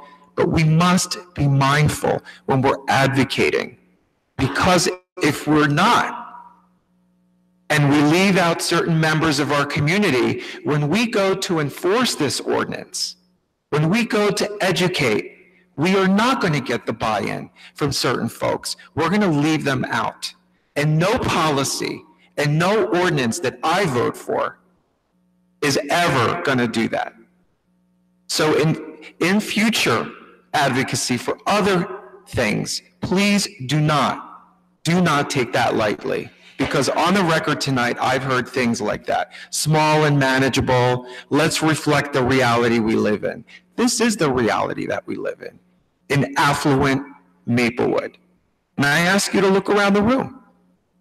Who's here tonight? Right? Exactly. So that is important, and that's my footnote. But again, my position is, to summarize, yes, in favor of plastic ban, yes, in favor of a fee only after an educational launching period, and we can decide collectively, if there's majority support of such, what that period would be. I think 3 months is good. 3 months is good to go out there and do a fulsome campaign. That is important, folks. Laws mean nothing if we can't enforce them, and we're not going to enforce these things if people don't know about them. So we have to go out there with posters, and we have to go out there every weekend where people shop. And not just King's in Maplewood Village, but also the Extra Supermarket over on Irvington Avenue, and the CVS's, and the 7-Elevens, and the Wawas, where many of our residents do their everyday shopping, including for food. That's what we've got to do. So if you are committed to the success of this as advocates, that is your duty. That is how we commit to this and make it successful. That's my position. Thank you, Mr. Daffis. Okay. I think my position on this really hasn't changed much since last summer. I think we should ban the plastic. I think we should do it now, or at least, within the next 2 meetings that it takes to get an ordinance passed. And I think that we should do what we can to encourage and maximize the use of reusable bags and to eliminate our reliance on single-use bags, even if they are paper. Whether we choose to do that through the implementation of a fee immediately, or whether we choose to implement that later, or whether we choose to not do it at all, I'm still going to vote for whatever the ordinance is that bans the plastic bags. So I'm going to be a yes on basically whatever we propose. And I think there's certainly valid concerns about the impact a fee could have. There's also seems to be valid research and precedent in the studies and in the cities and towns and counties that have done this that have shown that impact has not been as great, perhaps, as was feared. So, and I guess if it comes down to me being the deciding vote, I'll cross that bridge when we come to it. But I'm basically going to vote to ban the plastic and do what we can to maximize reusable, minimize paper in the long term, and that's where I come out. So I'm listening to all of you and have some recommendations of how we can move forward. I think that's, at the end of the day, that's why you're all here. You're not here to listen to us give speeches. You're here to listen to us move forward. But I do want to give a speech. Of course. It is, as we sit here, we went through this 4 months ago. Yep. We were all prepared to implement a plastic bag ban, a 10-cent fee, 7 cents of which would come to us to do education programs and to buy bags for people, and 3 cents would stay with the vendor, the merchant. We put that on the side because we were very excited about the governor's veto of an inadequate bill and Senator Singer's advocacy as chair of the Environment Committee in the Senate, in the New Jersey State Senate, to move forward a program, pretty much what we're talking about. Right. But there's just been no movement. We thought that was going to be implemented by the end of the year, and it's just one of those things that's sitting there in Trenton and can't get out of its own way. Although I did hear in the past couple days that there's some traction forward to do something this year. Oh, yeah. But yeah. we've heard that We'll before. be on the list of other things. We've heard that before. Yeah. So we're going to, we're going to see what they do, and there's going to be opportunity to influence some of that state activity because our Assembly person, John McKeon, is chairing the Environmental Committee in the Assembly. So whatever happens in the House, in the Senate has to go to the Assembly, and we'll see where that goes. So it is disappointing that the state didn't do this, because I do think this has to be approached at the state level. Agreed. Because people make decisions on where to shop for a lot of reasons, some of which is the ease of doing it. So in some ways, by us taking action alone, we are putting our vendors at a competitive disadvantage to vendors in Union or Irvington or Milburn, or wherever else they might, West Orange, who don't have any kind of a bag or a fee program. So that's my first speech. My second speech is we had folks come up tonight and gave us some very useful information and solid points of view and opinions, and that's we respect all that, and that's important because it helps shape our decisions. But I do want to say that we have a supermarket here in town that no one ever thinks about, and that's the Extra Supermarket on Irvington Avenue. When people talk about grocery stores in Maplewood, they always think about Maplewood Avenue and Kings. And the Extra Supermarket on Irvington Avenue serves people in that portion of Maplewood, but it's also on the border of Irvington and Newark. A lot of people who shop there are less affluent than the folks in Maplewood. They tend not to speak English as their first language or even speak English. So our implementation of this would capture not only people who live in Maplewood, but people who come to Maplewood to shop. And while we may be well-versed in the environmental benefits of this, I think that we have a job to do in explaining to folks why we're implementing fees for things that they've gotten for free for a very long time. And quite honestly, I think you've mentioned a couple of times in the past, for some folks, the plastic bags are the reusable bags. I've seen people bring plastic bags to all kinds of places. They get saved and they get reused. So plastic bags are the reusable bags. And not everybody has the ability to store stuff in the car. And people were talking about, in my house, we have these bags of bags that are hanging on door knobs so that we can grab them when we go out to stores.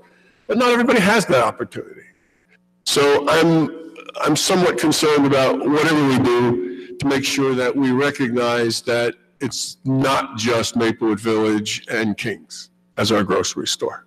As you mentioned, we got a CVS, we got Wawa, we have 7-Elevens.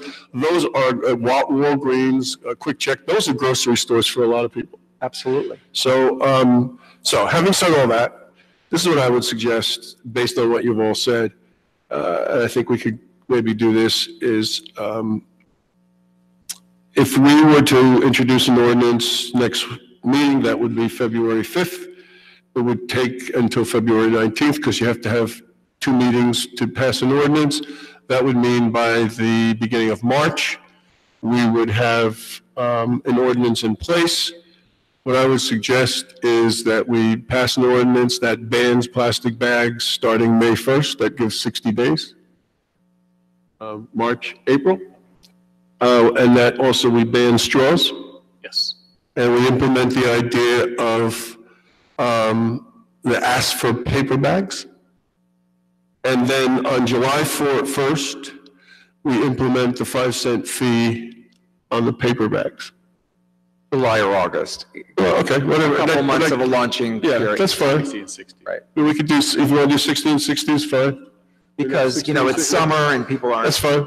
So sorry, 60 and 60, can you rewind 60 and 60? So let's say it's effective March 1st. It gets passed on March 1st. The ban would be 60 days to implement on the plastic. And then another 60 days, which is July 1st. May and June. Okay. That's how, yeah, July 1st. Okay. If you want to push it back, we can push it back, but that's what I would suggest. In the meantime, maybe the state will take action. But this allows, I think, us to do what we're talking about immediately, and the only reason to give 60 days is a lot of these vendors buy stuff in bulk. And so, you don't want them to have to throw everything out, so they're going to use it.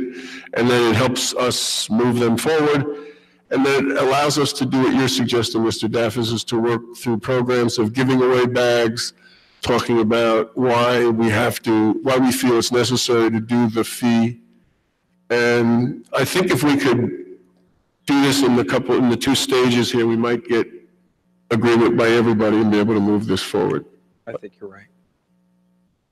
There's one other thing here, which is our existing ordinance that is specifically related to styrofoam, which goes all the way back to the 90s. Someone said here that we need to be leading the pack. Let me just tell you that back in 1990, this township, when no one else was talking about this, banned styrofoam and takeout plastic utensils from all restaurants and mandated that the township of Maplewood, I don't know if we always do this, not use plastic bags and styrofoam and take out plastic and utensils in the events that it produces, right? So whatever we do, we have to kind of keep that in mind. I don't know if we superimpose both ordinances together, but there has to be some consistency, I feel like. If we say plastic straws in one ordinance, for instance, and we're not referring to plastic spoons and forks and knives, there might be some confusion. Right. Although we just discussed this in code last week, and you were going to come back to us with your recommendations, so maybe now we can figure out how to put those 2 things together. Yeah, the only thing I would just not make perfect the enemy of good. If we're ready to move on the bag stuff. Oh yeah, I'm not saying delay the process. I think there's going to have to be a fairly detailed conversation about the plastic utensils. Okay. We're going to put a lot of people. But the styrofoam could. Yeah. So I think that's an issue for some kind of vendors. But they're banned right now under. Yeah, I understand that, and we're not enforcing it, but they're right. Maybe we should take a look at that. Okay. So that's what I'm saying. I think if we try to put it all together, we might run into a roadblock of opposition. So I think we've gotten something ready to go. Okay. I think we're okay. And may I just add, Mayor, that I'd love to see everyone that came out tonight. Thank you, and thank you again for your thoughts, and I hope to see you on February 5th because the opposition will be coming. So be ready. Right. Or February 19th is when the hearing will be. Yeah, the hearing is right. Well, February people can 19th. come out even They'll on the come 5th. anyway. Yeah, they Kings, can they're all come. going to be here. So just to run this through again, let's see if we can get agreement. On February 5th, we would introduce an ordinance with second reading and a public hearing on the 19th. And the ordinance would state that as of May 1st, 2019, there would be a ban on plastic bags and plastic straws. Yes. And that vendors are not permitted to offer paper bags, but can respond to a request of a customer. Right. And then on July 1st, 2019, there would be an implementation of a 5-cent fee for paper bags. Yes. Right. Not a compromise everybody can live with. And we will have all the exemptions that were Yes, I talked think, about built into this. yeah. We will. So it'd be the senior exemption, and we have it in there with the, I don't remember the language we used, but the same language we had in there before. Senior exemption on the fee. The fee for paper. Yes, Okay. yes, only on the fee, only on the fee. Not on No, the- plastic is banned altogether. Gotcha. Right. All right, I'm on board. Right. Same language as before, except before we did not exempt seniors, and we should this We time. can't take comments. There's another period where you can speak later. In about an hour.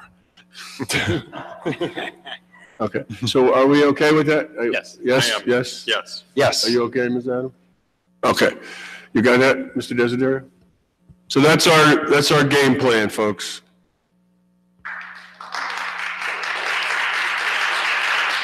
Thank you for coming out. If you want to stick around, we have a lot more riveting things to talk about.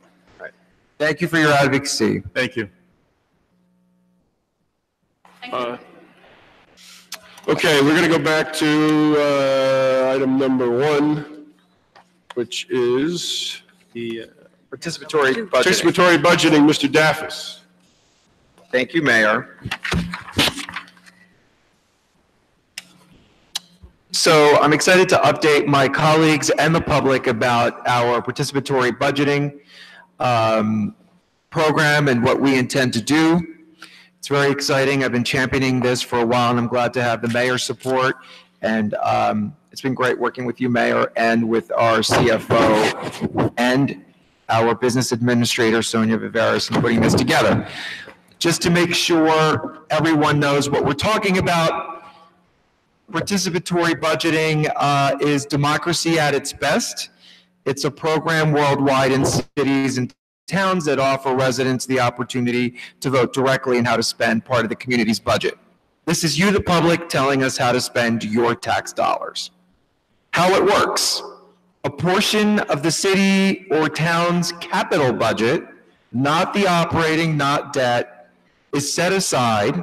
This is called the pot, the participatory budgeting pot, for this purpose, and a contest is set up where members of the community get to submit their respective proposals up to the budgeted amount. And then the money is spent on the selected projects, those that receive the most votes. It's meant to apply to local community improvements, not to personal residences or needs. This is strictly for the public good. Why do it? The idea is to get more people engaged in their local budgeting, in their local government process, to have a more direct say in how we spend public tax dollars, and for people to learn the process. Why does it take so long for things to get done? How much do they cost? What are all the steps? These programs have been very successful around the world, and they've offered youth, seniors, immigrants, community groups, and many others an opportunity to engage locally in ways they hadn't before. So what's our plan in Maplewood? We're going to start off with a set aside of $100,000, again, from our capital plan this year. We're going to start small. That's not a lot of money. We want to see how we do and then grow from there. We're breaking down that $100,000 into two categories. One category at $25,000 for small projects that are relatively inexpensive and easier to accomplish, and a higher category at $75,000 for larger projects. The other way around, okay. It's 25 is the high and 5,000, or below 25 is the low. Yeah, that's what I meant to say. Okay. That's what I wrote down, but that's not what I said. Yes. Okay. Correction accepted. Yes, thank you. So what we hope to do is to go public with the exact process on the 5th, by which time, February 5th, our next Township Committee meeting, by which time finance and admin will work on forms, application process, and website portal access for this purpose. We expect an application will be in place by mid-February, and the deadline for all submissions would be around April 1st. The public will get to vote in June, and votes will be tabulated before the end of the month. We're allowing for drop-off applications in hard copy at the clerk's office during the submission period, just to make sure that we're not leaving out folks who don't have access to or who are not comfortable using the internet. All community groups, neighborhood associations, residents, citizens or undocumented folks, PTAs, school groups, youth groups, all are eligible to apply. This program will not be open to our 2 special improvement business districts, however. They are public-private partnerships with the town already, and neither is the library eligible in this for the same reason. Again, this is for the public good. So the kinds of examples that have been done before in other towns are beautification projects in certain areas of town, or a shared cost sidewalk improvement project, or lights that need to go up somewhere, a placemaking exercise, a public art opportunity in town somewhere. These are the kinds of examples. We ask you to be creative and bring us your best proposals. And as we get the process together, we will announce the exact details on the 5th. Did I leave anything out? Good? Yep. Exciting, right? Awesome. Thank you. Well, thank you. Okay. All right, Maplewood Village Historic Designation. Mr. Daffis. Yes. So I wanted to get an update from the committee to see where we are in the National Register designation of the village. And I wanted to give some context of how we got here to the public. In mid to late 2016, as impassioned discussions were being had among Maplewood Village merchants, township officials and electeds and residents over the retail occupants of the new, still fresh, and controversial Claris building, arguments over chains coming in or not coming in, namely Starbucks, the TC asked at that time the Historic Preservation Commission liaison, former TC committee member India Larrier, to look into the process of having the village entered into the National Register of Historic Places. That should say register, not registry. The TC formally resolved in favor of moving forward with this in late 2016. As the current liaison to the Historic Preservation Commission, it's come to my attention that we have recently received the necessary application from the register. And if we move forward with this application, the review and consideration process takes about a year or so to complete. I wanted to bring this back up for discussion here tonight as the context in which we are operating today is much different than it was in 2016, when tensions were high over the Claris development. We've engaged the Division of Community Affairs and their local planning services in a year-long Maplewood Village visioning project and received tons of community feedback about the future of development and business in the village. And we're working with our merchants, the Special Improvement District boards, and the Chamber in strengthening our business community with renewed enthusiasm for doing some things differently, thinking outside of the box, attracting and recruiting new businesses or retail, focusing on sustainable business growth, and tackling our parking and traffic management issues in the village. So I'm wondering if this designation is still relevant, if now is the time to move forward with it, and if it's possibly, therefore, inconsistent with our current efforts or future wishes? Or should we put the brakes on it, at least for now? I'd like to clarify a couple things so there's no confusion.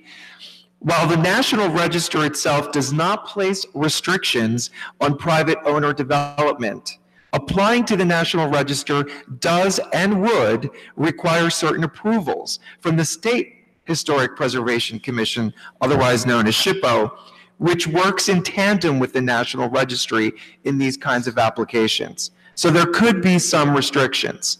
In fact, at a recent Maplewood Visioning Work Group meeting, former HPC Chair Jeannie Kirshen confirmed the likelihood of some such restrictions. So while I recognize that such a designation would be a great honorific, a great marketing thing for our town, possibly attracting more consumers to our merchants, I don't want to make doing business for our merchants harder than it already is and freezing us in time, thereby limiting us from new business opportunities. And I wonder if, again, now may not be the right time, as we will be probably revisiting our master plan not this year, but probably next year. So I open it up for everyone else's thoughts on this. That was going to be one of my points of the master plan. I think, there are other things that are happening in the village too. And I think also as we talk about, we had a great conversation about sustainability. And part of that is the evolution of technology and things that come along with that. And, and also the fact that you mentioned that having SHPO and other people involved puts more and more complication in a merchant running a day-to-day business. And one of the charms of the village is the merchants that actually have stores there. So I would hit the brakes. I mean, that would be in short order. So you would, I'm sorry? I would stop. I think we should stop. What do others think? I'm on the other side of that. I think we should go forward. That's what I said in 2016, and nothing for me has changed. I think it would be great to have the designation. I think it would be great to have all of the benefits that come with that. And I don't, I understand, there's always going to be changes to the master plan coming at some point, whether it be in a year or several years, but I can't see any changes to the master plan in my mind that I would want to depart from maintaining the historic nature of the village and preserving the history of that district. So I would actually say let's move ahead. But I said the same thing 3 years ago. Right. I mean, it was definitely a different climate then. Yeah, no, I understand. And so now that we're engaging experts in discussing, what the future of development would be in the village, the issue is if we freeze ourselves in time and away from any new opportunities and possibilities that do make sense for the village and its sustainable growth. It seems to me that you feel that's irrelevant. I think to the extent you're saying that's where you come out, I think we just disagree. Okay. Mayor? So I don't remember, just to be clear, I don't remember the Township Committee driving this. This was driven by the Historic Preservation Commission. I did some research and it showed that Mr. Lembrick, as a Township Committee member, and yourself asked Ms. Larrier to look into it, as she was the liaison at the time at HPC. I recall putting it on the agenda for what it's worth. Yeah, but it was... That was when you were... No, I never was. I did it. I did it, and they supported it, or maybe they came to me and asked me to do it. Yeah, I don't think. I mean, this was something that they've been pushing for a while. Never, regardless, I think we just received a grant for this, did we not? To do the study of this. Yeah, to do the study. So I mean, that doesn't necessarily mean that we can't turn the money back. I would like to hear the current, before I make any decision, I'd like to hear the current interest of the Historic Preservation Commission.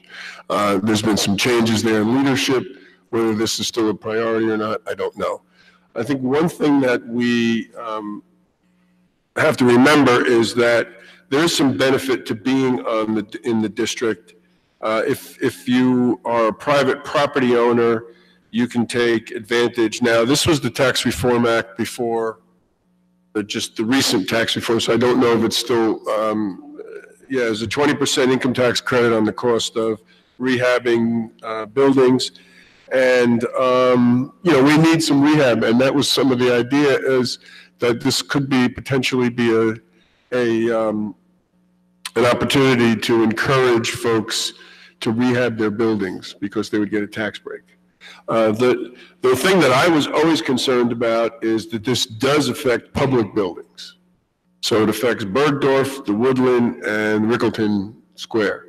And to the degree that we've created other plazas and things like that, it might even affect more. So that has always been a concern of mine. Now, as I understand it, the study was to see whether or not there's historic significance and even to apply, but there hasn't been an actual decision to apply. I thought we received the application. We've never, who's filled it out or submitted it? Ginny was going to ask. From what I understand, last time we had that visioning meeting at the Woodland, I was under the impression that it was sort of a ready to go, we need to apply, and she was going to ask for help. Right, and that's my understanding as well. As the liaison. Find us to hire a consultant to help Yeah, write it. I don't think I think that's what the money is about. I don't think that anything's been applied for. Money is to fund a consultant to do all the work related to identifying all the properties, putting all the information into, apply for historic preservation. I mean, for historic register. What we said was she wrote a letter to the merchants in 2016 saying that Historic Preservation Commission intends to apply for a grant to help us in the process of listing the village center on the National Register. And so I think that's what the money was received for. There has to be a consultant hired. I don't know the cost of that consultant, so there has to, I don't know if it, fits what category of spending it would fit with us. But then at the end of that, there has to be a submission of the application. So I think if we're not going to submit the application, there's no point in doing the exercise. But I would like to hear, I'm not sure I would change my mind, but I would like to hear the current interest of the Historic Preservation Commission, because if this is not of interest to them, and I know they've taken on some other projects, then we ought to know that. If it isn't, I'm sorry, if it isn't of interest, are you inclined to move forward if it isn't of interest? No. I've only been responding. I got lobbied a lot by the Historic Preservation Commission people.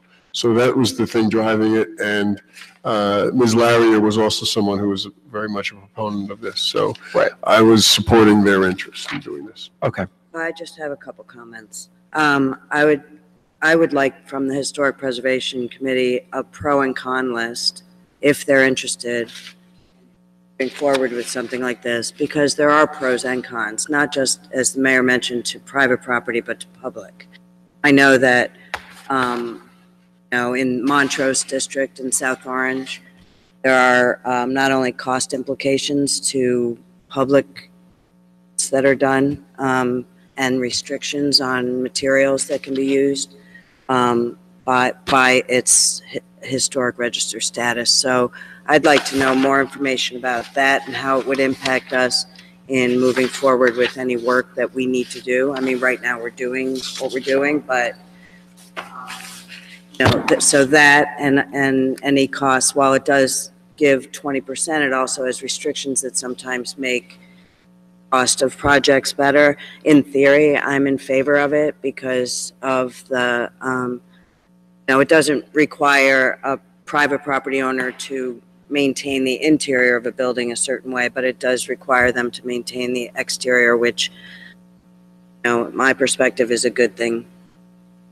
But if they can also get some funds to help them with that, I also would like, if the Historic Preservation Commission weighs in as being in favor of it, then I would like that pro and con list from them.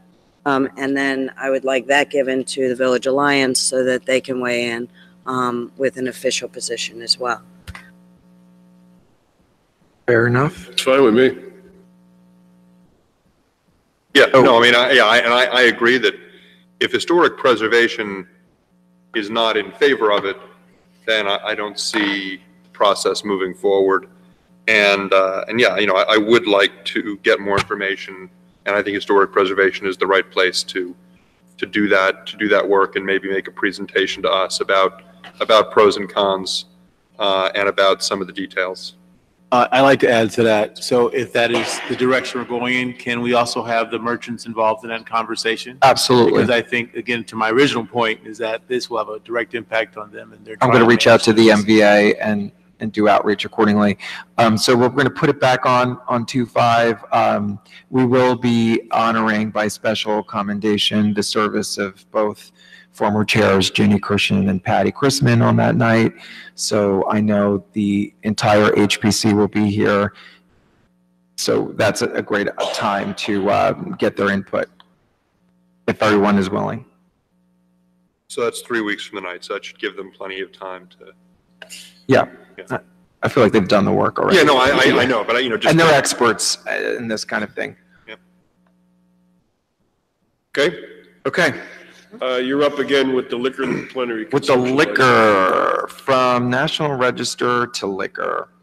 Did you bring any? So this is another economic development issue, is the state's license of alcoholic beverages and the issuance, bless you, of consumption licenses, which I think we all can agree is quite antiquated.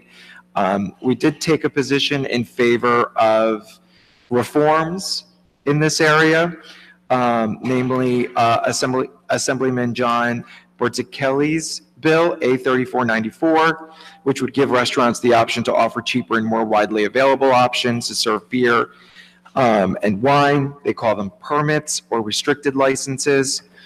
And I just wanted to update you that in addition to 3494, there are other bills floating around there. In fact, since 2012, there have been close to 40 bills that have been considered, reforms in this area. And so I'd really like for us to send a letter to our state leadership and remind them that this is an important issue for us, and that we'd like to see some of these reforms going forward,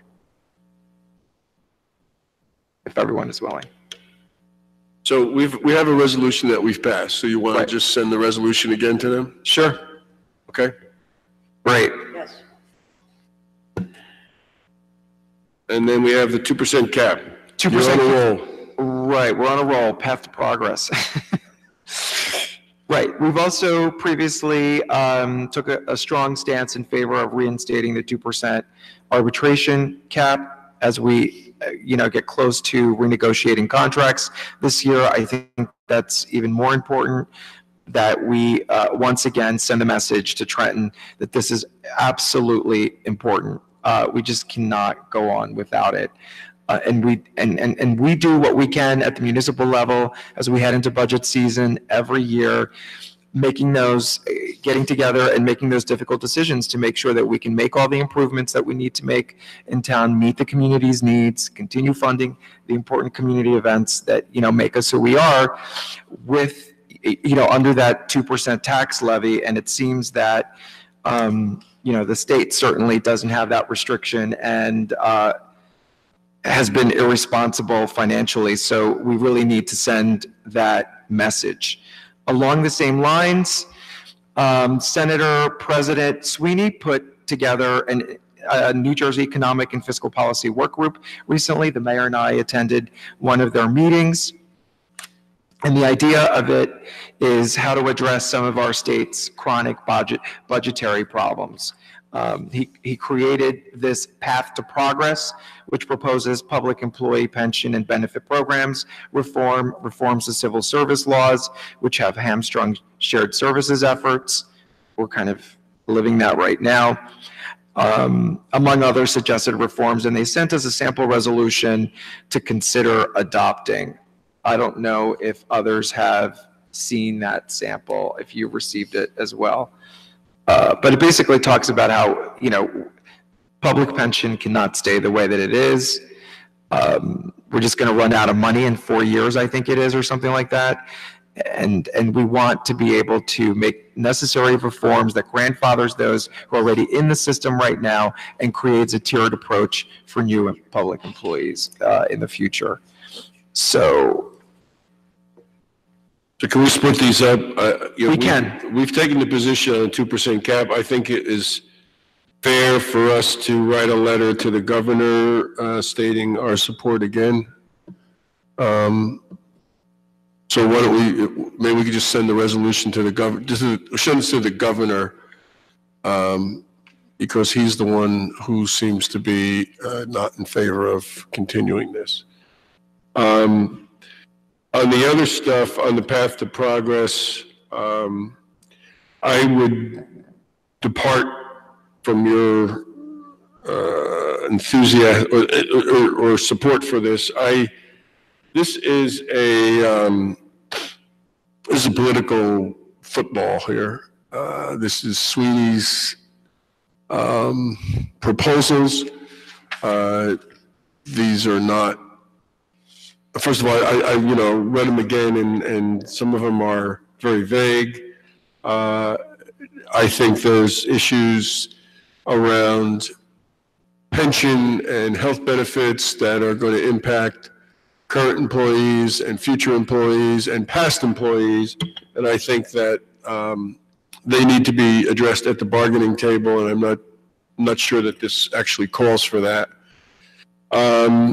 So I would hesitate to get in the middle of a Murphy-Sweeney fight with this. I think there are the cherry pick out of the path to progress. There's some good things. There's some things that I don't agree with. And there's some things that don't mean anything because they're just too vague. It's interesting because, did you see the resolution? Yeah.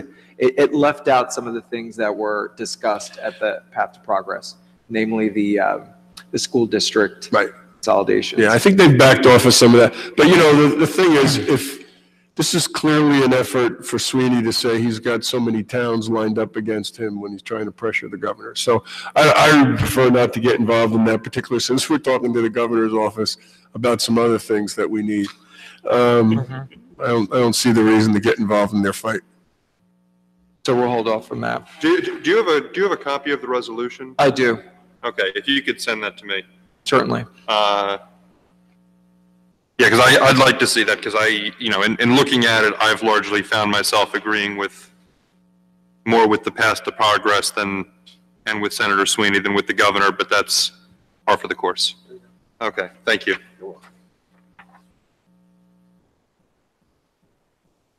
Okay, so we will get the 2% interest arbitration cap to the governor's office. And the and the other one. license thing.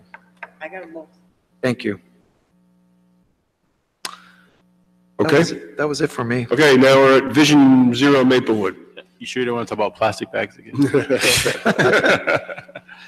Thank you, Mr. Mayor. And this is a true discussion item with the understanding that I want to also mention that we have an NV5 study that we're going to see the light publicly again very shortly with information for our public to see the efforts that were done there coupled with the pricing.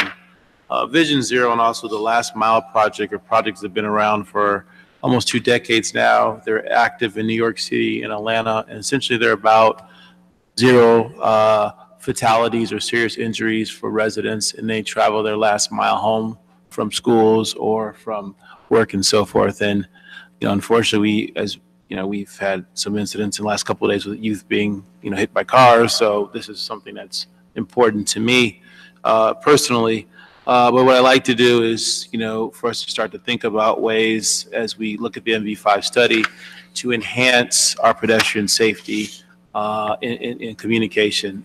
For example, recently, the issue of, in the village, the issue of left-hand or K-turns have come up.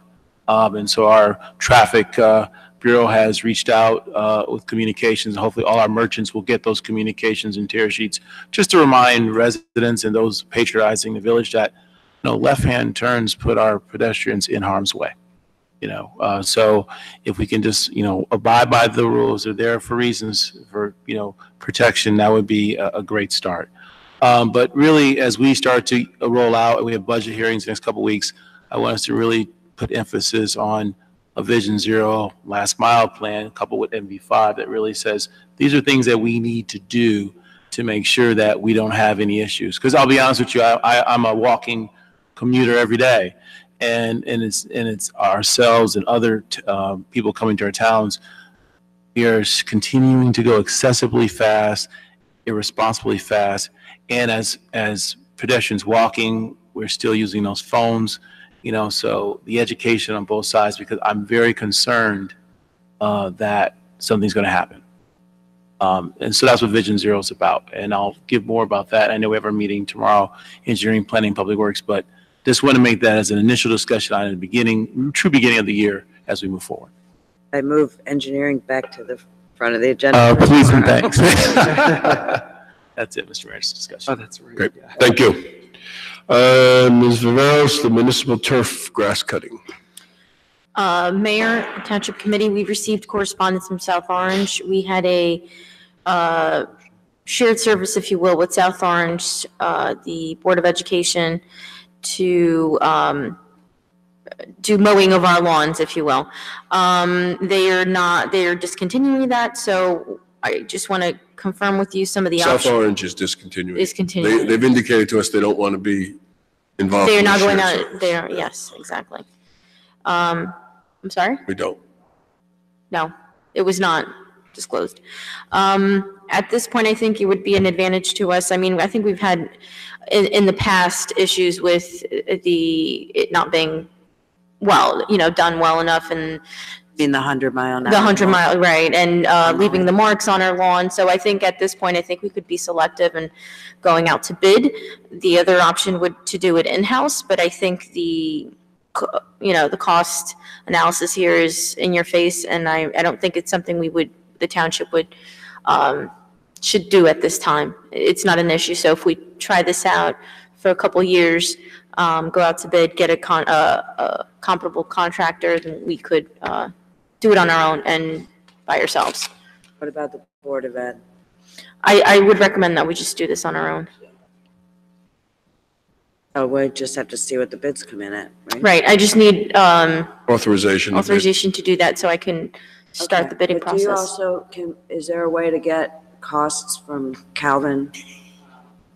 How much it would be for in-house? We Or got how it. much- We did, we It's did, way, yeah. way expensive. How much was it? in the past? You'd have to, the cost of the equipment, it's $20,000 for 2 commercial lawnmowers.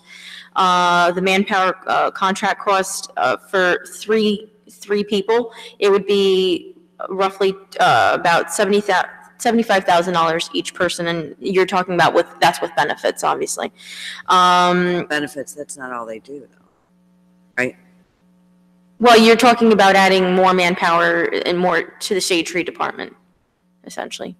So, and that would be 2 days a week, once per, time to cut properties, 2 days a week, once, or wait, what is he saying? Item A. He's recommending 2 days a week to maintain this. It would allow workers to remove all debris, prune brushes where needed, cut grass, and perform edging. So it would be a lot more labor intensive to do this in-house. And then additional services to the township. A private landscaper would only serve to cut grass in large turf fields. If additional manpower is hired, they would not only be used to cut grass, but also perform a myriad of DPW duties. So yeah, there would be additional, but you're also talking about, I mean, in this case, you don't have to go with 3 people. You can go with 2 people, but again, I'm not opposed to going out to bid. I just would like a little more specificity on how much it would cost to do it in-house. And I know what you just read. I don't know that, because of what we just said, that you can say $75,000 per employee plus benefits, but they're also being used for other things. Correct. I would do it. So anyway, I just would like a little, I'm fine with going out to bid for it. So, Mr. Mayor, I'd like to make a motion for the township to go out to bid on this. Second. Please call the roll. Ms. Adams? Yes. Mr. Daffis? Yes. Mr. Mr. Lambert. Yes. Mr. McGehee. Yes. Mayor DeLuca. Yes, and make sure I thought that was sent to everybody, that, Might have been. I So- think I opened it a long time ago. okay, Yes, it was. okay, Anywhere you. okay. A while back. Okay, Township owned liquor license, Ms. Adams, and then Mr. Daffis. Yeah, well, we didn't get any bids, so I wanted to see what everyone thought about lowering the base bid, the 500.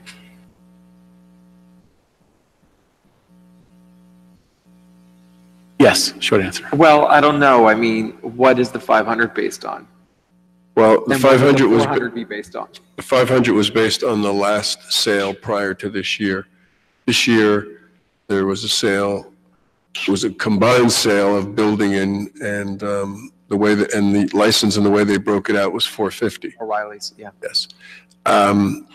I think we're going to have some more information about another restaurant soon. And I would suggest that maybe we hold this off until we see what numbers come in there, and then we'll Yeah, I don't have, think there's any rush. yeah. We have two. I think the other thing that I was told is that with all this uncertainty about the other item we discussed, The reforms. yeah, that if people can get these other types of liquor licenses. It devalues these. Right. Yeah, I think before we'd go ahead, I'd want to sort of see. Obviously, Yeah, you gave them to me, yeah. you can't compare apples to apples, one town versus another town necessarily, but I would like to see if other towns have seen, the market used to be X and now we're finding it's X minus 10%, minus 20%, minus 50%. I just think that would be useful for us to know so we could have a realistic expectation because, we have a unique opportunity here. This is a valuable asset. And I think as stewards for the town, we want to maximize the value of that, but also not sit on it so long that it wastes. So that's sort of where I'm at. Let's see what's coming, and let's also see what the sort of going rate is, or at least what the impact on the going rate has been of recent developments. Yeah, I was just going to say to that part about knowing when to sell your stock and also price it. All That's about kind of what I was market- yeah, saying. market We would timing, drop yep. it a little lower I mean, and sell I it can- now before it drops further. I That's can my tell you point. anecdotally that I am representing someone in Irvington and the license is being sold for $150,000. Which is, On Springfield Avenue. Yeah. But do you know what licenses, is that substantially below what they used to sell for? No, I don't think so, not in Used to Irvington. sell before. Yeah, I just sort of, what historically has been the going rate for a liquor license in Maplewood? I mean, if you tell me that. No, that's not what I said. I said this is Irvington. Yeah. Okay, it was 150. I have no idea. What we know is the last license was 450. At least that's how they allocated it. Mhm. The last license we put out for bid was 500,000 with one bidder. Mhm. Okay, so the answer is we generally don't, we don't always know what the actual consideration is for the license, even on the transfers. In this instance, we did because they included the contracts, the last one for O'Reilly's. So we never really get a good number. And I don't think State ABC doesn't track them either, right, Liz? No. They have no way of knowing. And you're absolutely right, because over the years, it's hard to pull out the exact number for the license because it's incorporated into the whole deal with the building. And, but the mayor's correct. The last couple, we were able to identify that, but it doesn't always I happen. think the Claris, I want the to say license was 500. 350. Claris? Yeah, I don't think so. 350? 350. I don't think so. I thought it was higher. It was Yeah. 5. Oh, yeah. It was 5. It's got, It was a pocket license that was sold and it was Right. around 5. Yeah. Right, okay. there's a lot of factors. I mean, right now, we have more restaurants with liquor licenses, full-service restaurants, Maplewood Village than ever before, so we need to kind of see. I wonder, we have to put it up for auction, right? Well, there is, Have to, Yeah. I don't mean at any time, I mean, can we? can we negotiate the price? The answer is there is a process. There was a process. I really didn't look at it closely, but I remember there was another process for doing it, yes. Ways to do it. Yeah, there were 2 ways to do it. That, because I think with recruitment efforts on Springfield Avenue, for example,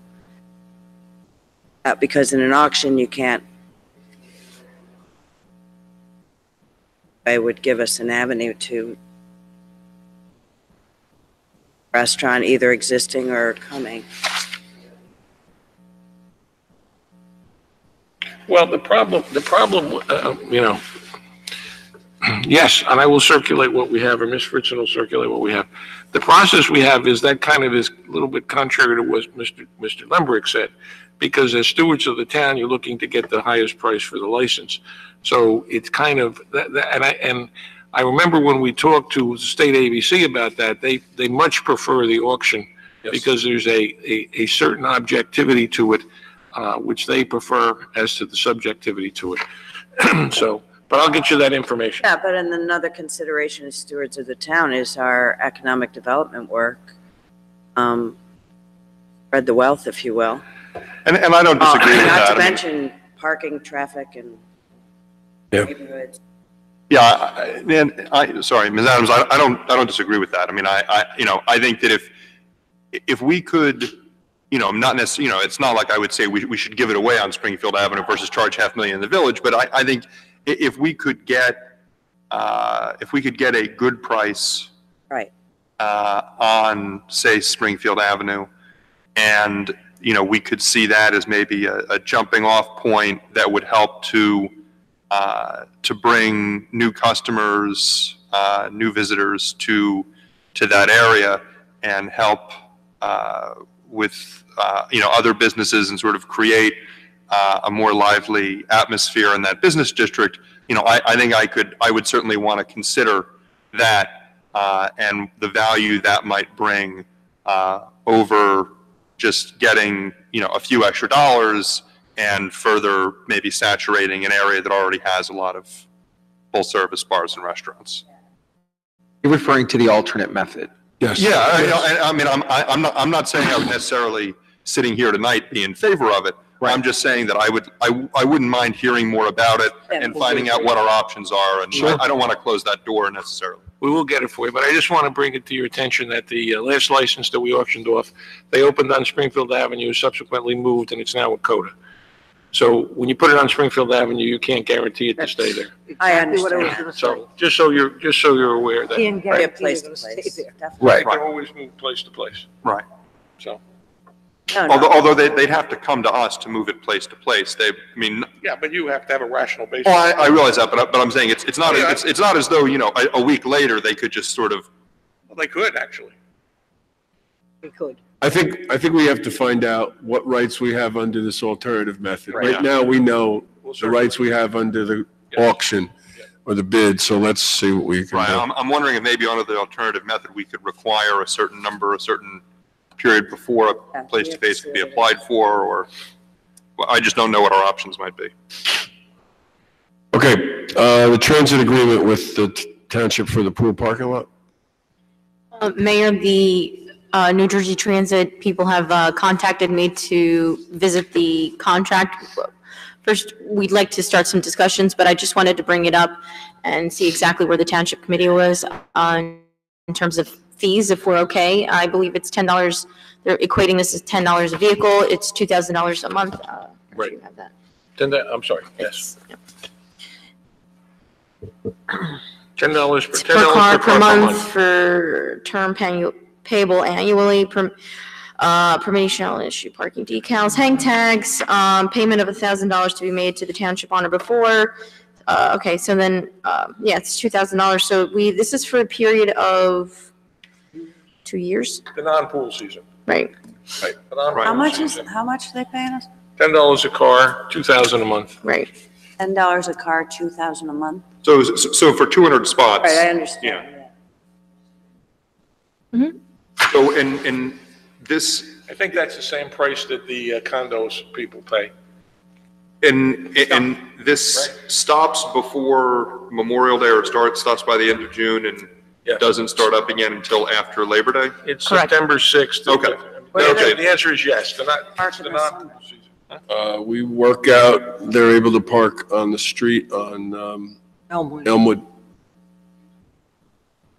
And they also have vacations then too, so it was a little lighter. It was a light, right, that's why it was. Yeah. So this is the issue with their garage. Their garage is unusable. Not sure if when and if it's ever going to be usable. I don't think they're prioritizing their dollars for Probably the the garage. first thing on their list of what they. Yeah, need to right, fix. right. Let's see, positive train control garage. Yeah. Yeah. Was that because of the damage from the fire or just? It was before. Okay. There may have been additional damage from the fire, but it was before the fire. They had to close it. Fair enough. And that was probably a good thing. So you're asking us if we're okay with the agreement. Anybody have any objection to it? They're one of our biggest employers in town. This is both the garage and the operations center there at 180 Boyden. I'd like to see, these are probably separate issues, but I'd like to see them allow us to raise the fees over on the daily lot. Well, there's always that request can be done again, but what about this request? Yeah, I'm fine with this request. Now, my Yeah, I know. question, Ms. Averos, does the money from this, which I gather is, $2,000 a month times, are they actually paying us for 12 months or are they just paying us for the months? They were a little behind before, so we were supposed to get some back billing. Okay. What are they supposed to pay us though? Monthly. Yeah. For 12 months or 10 months? For the 10 months. Okay, so it's $20,000 a year. The $20,000 or thereabouts a year, does that go into general treasury? Does that go into the pool? Where is that money? Where does that money go? Treasury. I'm not sure. I will get that information to you, where exactly it goes. Okay, because I know it's a question the pool committee often asks when we look at, at our balance sheet, what money is sort of coming in that relates to the pool and the pool parking lot and the facility, and whether that money actually gets allocated. What? Yeah. Yeah, I mean, I actually think it does go into the pool budget, but even if it didn't, how would it, we're not getting revenue during the pool season, so how would it impact the pool? Well, because that's money that's being brought in by that facility. But the parking lot is the pool's facility? The parking lot's the town facility, right? Well, the pool is also the town's facility. Okay, all right. As I said, I think it goes to the pool, but I'm not sure that there's a claim that can be made, but if they want to make it, that's fine. But you'll check that out for us, right? But just to clarify, they do park there during the summer. We just cut the amount of cars in half. Right. So we get revenue from them. We cut it down to 100 cars. Right. Park there in the summer. Yes. We have had issues with the parking in the summer and sort of the restriction and the way they've been enforcing it. So those are some of the little anecdotal stuff we'll have to work out with, but I will go back to them, meet with them and talk to them. But I just wanted to see if there's any interest in increasing the fee or anything like that really stands out for you. But I mean, I think if we don't increase it monthly, we should probably charge $2,000 a month for 12.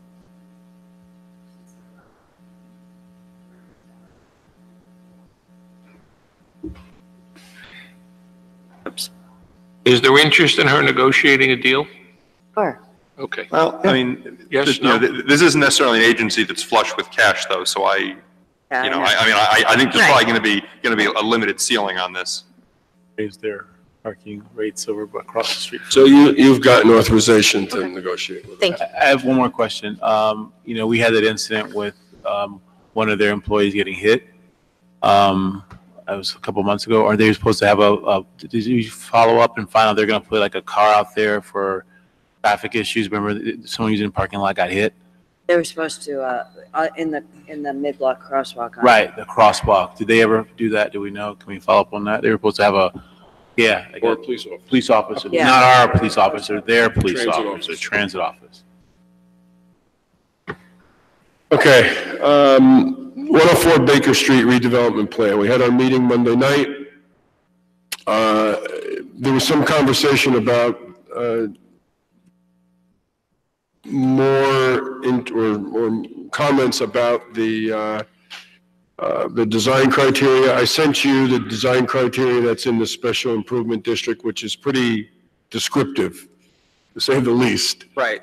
So the gentleman who said that this was inadequate, he probably did not look, first of all, he came late, but he probably didn't look at the reference section that it says that. But I wanted to check with anyone to see if there were any flags people wanted to raise about the project. What my thought was is that we'll talk some more at the Economic Development Committee meeting, and then draft something with our planner, taking into consideration some of these comments we've received, and then have something to introduce on February 5th.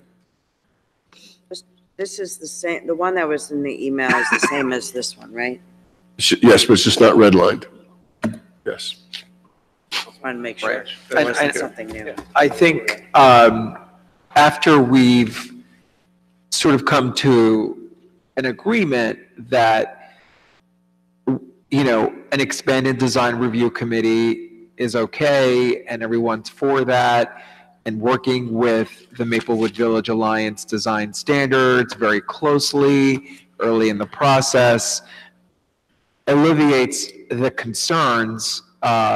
Certainly doesn't require our putting the, incorporating by reference the design standards into the redevelopment plan. I think that's a little bit overkill. And as you said, Mayor, very well at the public meeting, and for others who were not there because we're online here, the redevelopment plan is an opportunity for us to restrict what happens there and place some parameters, but it cannot be too prescriptive and too limiting, because if there isn't that sort of flexibility, then the developer can just decide to do whatever they want anyway. They have ownership rights and can develop by right and do something that would be outrageous, not in keeping with the look and character of our village. So we have to sort of, this is a delicate dance that we have to do. There's a little bit of a give and take, and I think there has been that in the public meetings thus far. The one thing I want to go back and take a look at is the height, the 47 feet in height. I mean, with 3 stories, I'm not sure we need to be that high, so that's something to have a conversation about. The balcony thing is, we just say it's permitted, we ought to just allow it, and if the developer wants it, they want it. I mean, I don't see, we're not forcing them to do it, so. Right. I also would look again, or have our planner look again at the permitted retail, approximately 1,800 square feet of retail space on the street level is too specific in my view, as is the maximum number of dwelling units. If we're restricting the bulk and the height, what if they wanted to have, right, or some smaller ones like studios, or just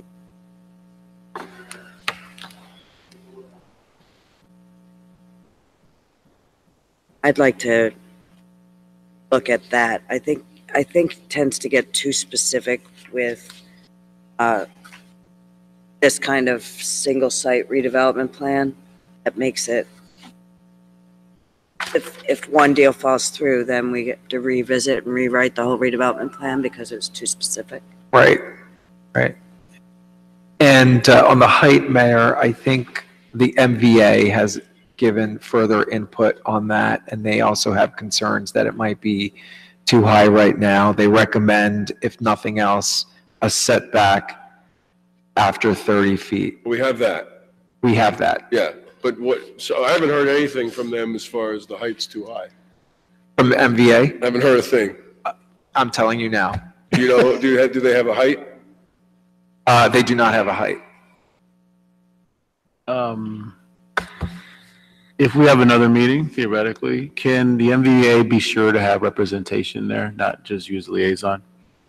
Can Can we require the MVA have representation at these type of meetings? Well, John James has been present and Did he come after I left? Because I didn't see him there. He wasn't there, right? So I'm just saying, that way we're not having these conversations flow through you. Obviously, you're doing great, but I like to see, since their representation physically at these meetings, if they plan to have a voice in this process. Right. Although, does that affect the timeline? They're going to be at all the meetings going forward. Okay. Yeah, I think we should move forward. Yeah. I think, we've done 2 community meetings. I Oh, think yeah, we've yeah. we've heard the input and, I don't think, there's still going to be plenty of meetings. Right. Even if we say green light tonight, there's still several meetings before this is done. Absolutely. Yeah, absolutely. to clarify, I'm saying move forward, but as we move forward, make sure that they show up. Yeah. Oh, yeah. Well, or speak now or forever hold their peace. Yep, I agree. Well, I believe, Alan was there representing the Village Alliance, right? Alan was this Weisner. time. He's on the board. And he was, I believe John James could not make it, and Alan was the representative from the board. Although Alan didn't raise any objections or concerns, so. No. So what are you recommending that the MVA make a presentation? No. Okay. No. Just making sure that Just that they're they're recognized. moving I forward. think through me and through Alan and others, they've voiced their concerns. Okay. Okay. South Orange Rescue Squad agreement. Mayor, we have an agreement with the South Orange Rescue Squad to maintain a vehicle at 129 Wooden Avenue. Along with that, they provide a service to us for emergency medical services. There is a memorandum that has expired December 31st of 2017. In the resolution itself, though, it doesn't have an actual expiration date. So I wanted to know the fact that we're making this 129 Boyden Avenue an OEM facility for Maplewood Township Services. I wanted to know, are we continuing this? They do maintain a vehicle there. We have 2 of our vehicles there. There is really no lack of space per se, but I wanted to know for the purposes of what we're trying to create there, are we okay with continuing this and should we memorialize this again?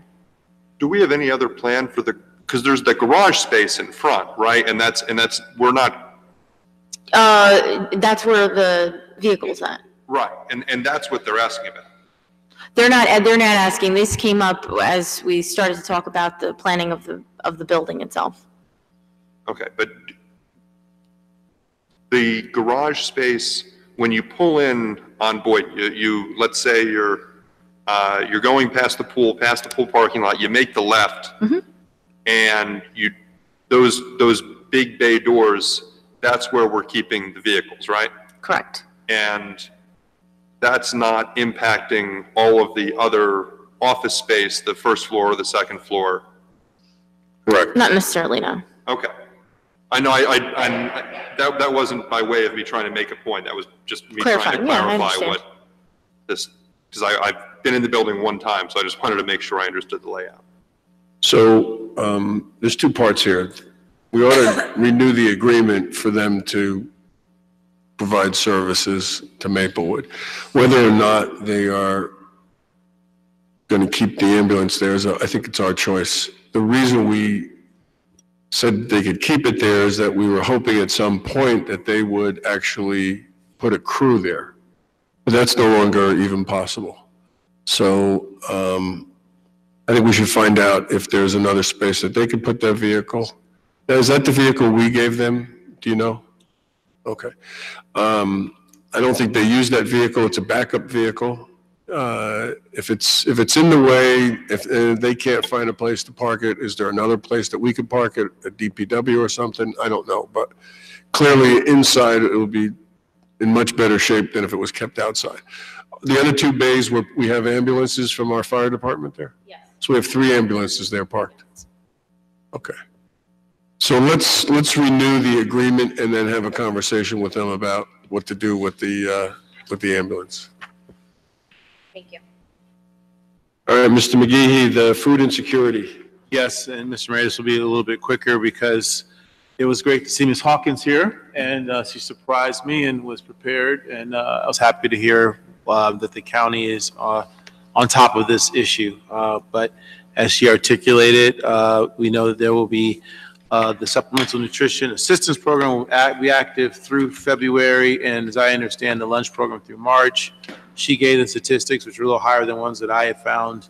I had talked to some of the organizations in our community that help assist families in need, like MEND, Meeting Essential Needs with Dignity, and they are putting together a plan for post-February.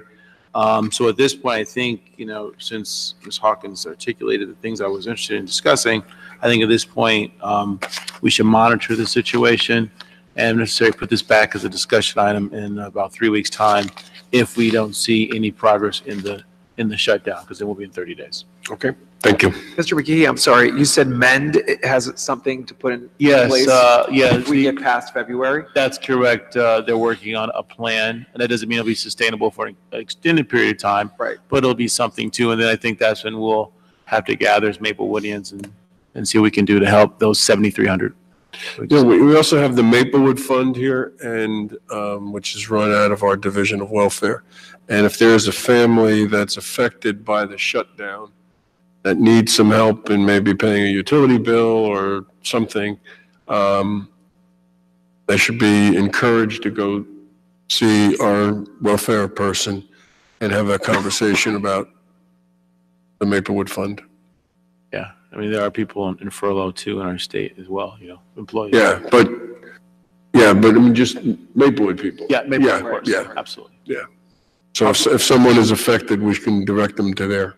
And I'll be sitting down with Beverly Okay. to discuss this. Okay. Thank you. Good. Can we get a motion on the consent agenda? I want to pull out number 6. Mr. Mayor, I'll make a motion to approve items 1 through 5 and 7 through 26 on the consent agenda. Is there a second?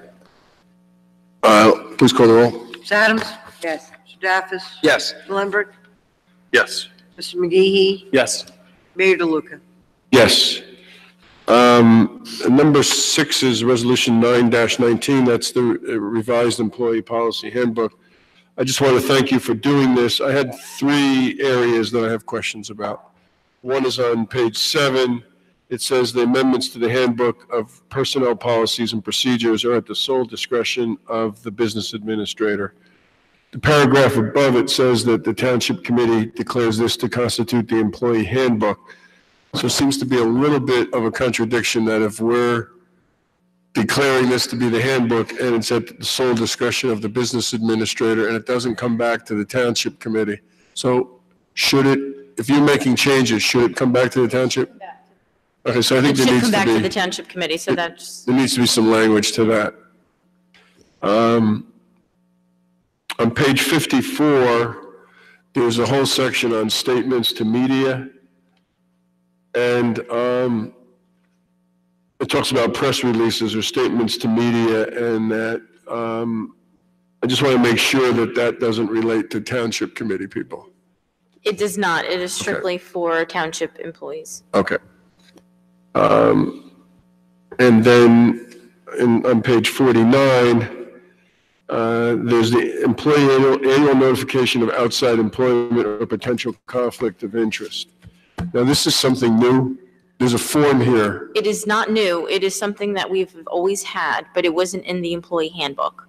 Okay, because I don't think the Township Committee ever we fill out a form that goes to the state. I don't think this applies to you, Mayor. It does say that, including members of the Township Committee. I don't think that should. Yeah, that shouldn't be in there. That should, Okay. just should not apply to you. On an annual basis, all Township employees, it should not include members of the Township Committee. Right. Okay. So with the changes that I just recommended, I would be willing to move this. Agreed. I just have one follow-up question. First of all, nice work on this. This is really comprehensive, really well done. This was not an easy task. Are we doing training to cover all of the, I know we underwent a quick thing enclosed a couple weeks back. But will you be training employees on the various anti-harassment, this and that discrimination policies that are part of this? We did that last year, and we are wrapping that up. Some with the police. We did them a little separately. So anybody who wasn't able to do the end of November harassment training, which we had four different sessions here throughout the day to make it available for DPW workers who are out in the field. Anyone else who is sort of on a part-time basis, we gave them the opportunity. We're giving them another opportunity with the police department to come out and do the harassment training. So so we don't do this, nor is it recommended to do it every year. So on alternate years, what we'll do is I'll do other types of training. For example, I would like to do training with regard to sort of some peer and customer service related training, hands-on training, with regard to what our field. So that's what I'll do in alternate years.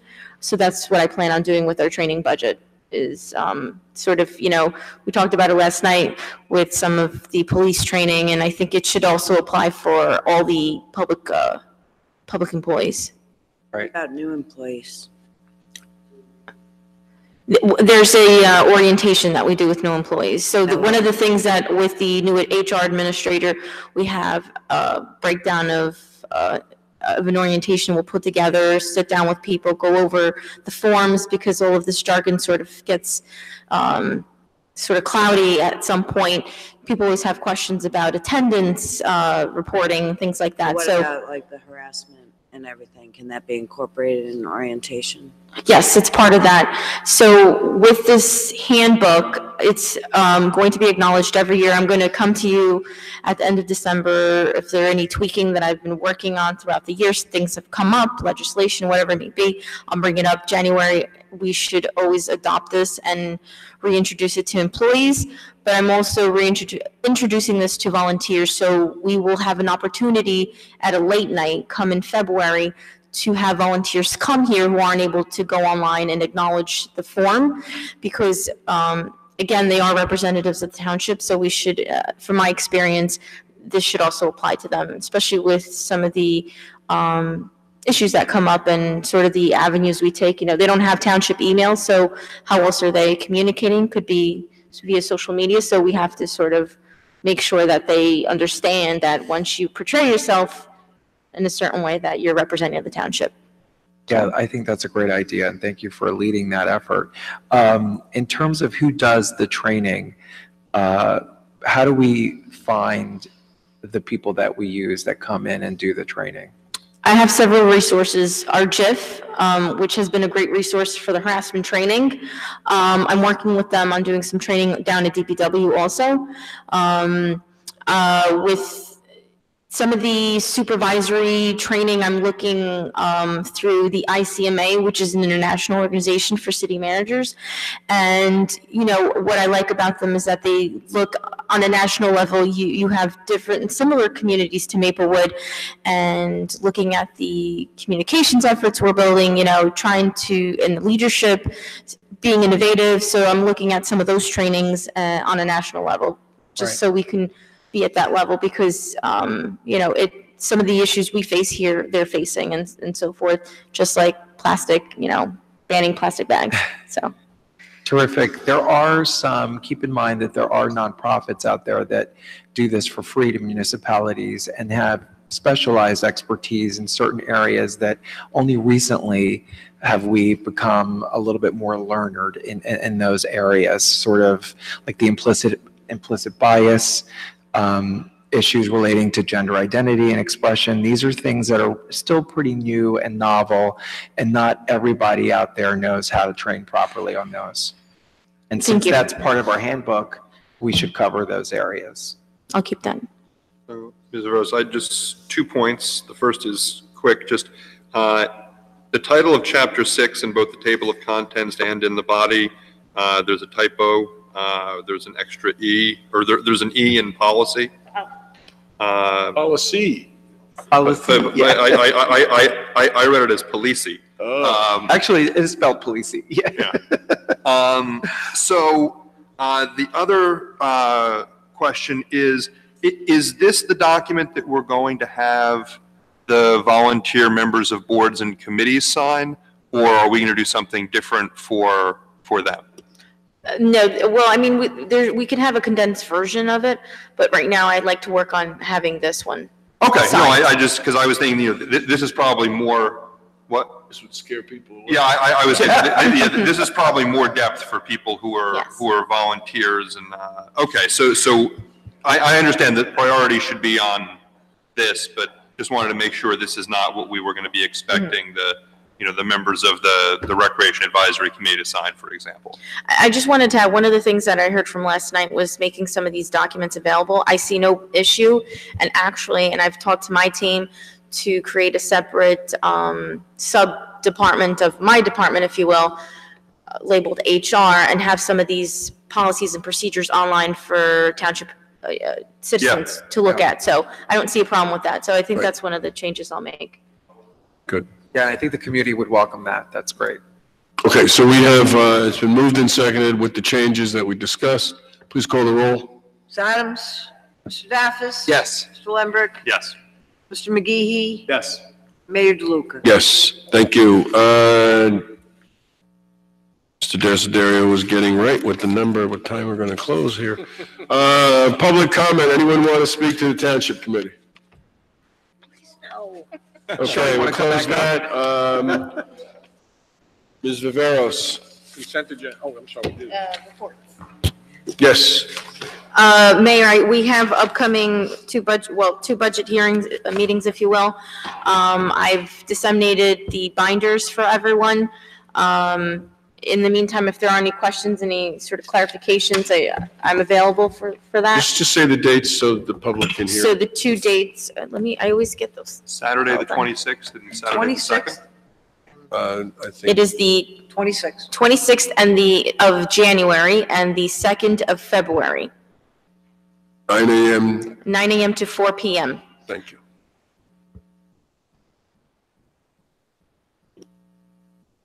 That's all I Anything have. else? That's all you have?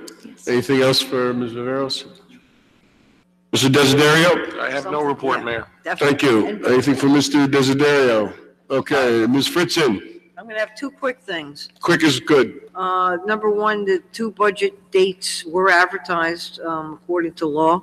And today began enforcement of people that don't have their proper parking ticket, jitney pass. I mean, they went on sale for the first time on a Friday night, late night. We had a special late night, December 14th.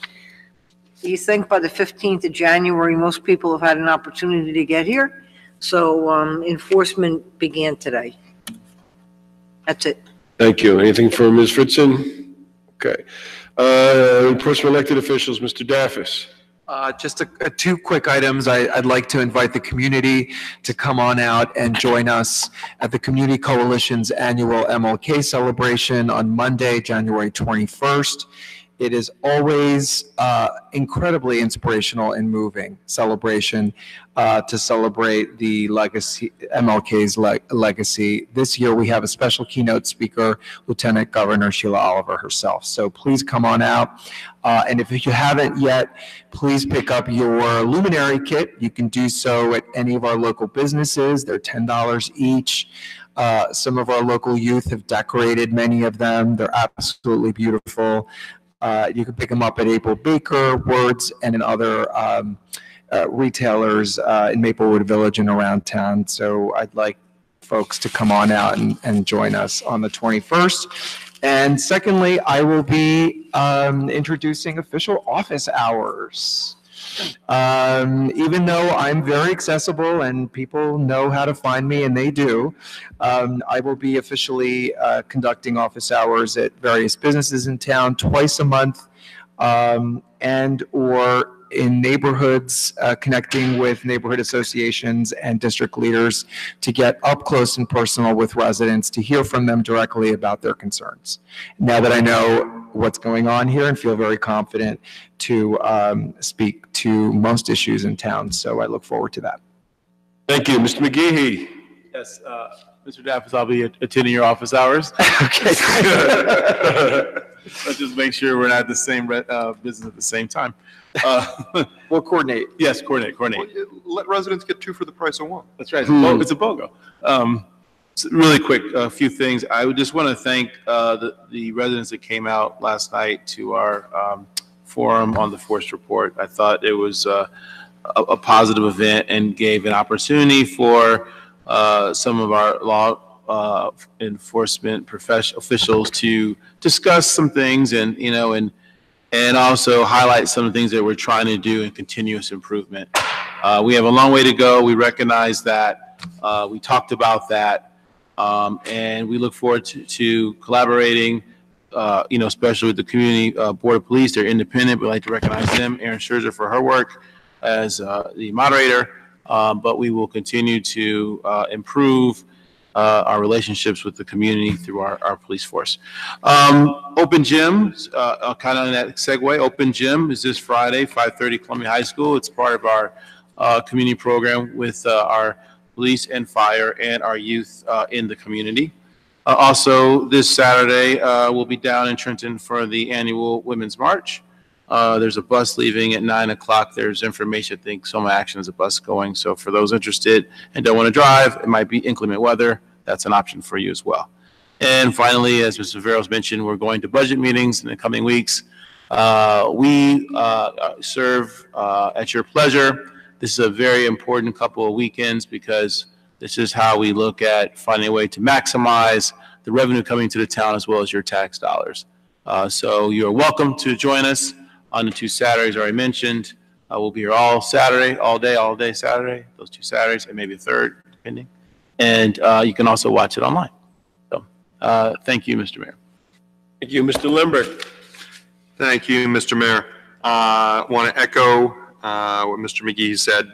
Really want to thank the residents who came out last night to our community forum on police use of force.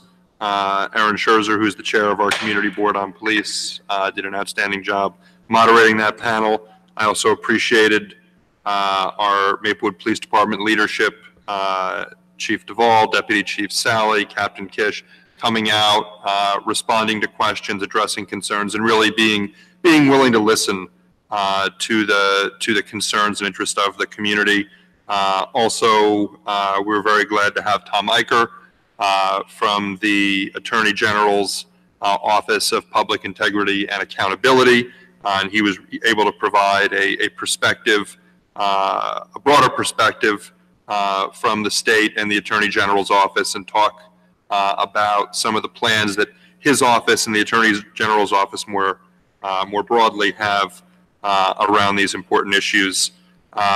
So that was very good, and I think is consistent with our general policy to be transparent and to open up to the community and be willing to accept feedback and respond to questions and concerns on issues that are important to Maplewood. My second point is also on the community board on police. Notice has gone out publicly. We are looking to fill 2 seats, one full adult member seat and one youth member seat.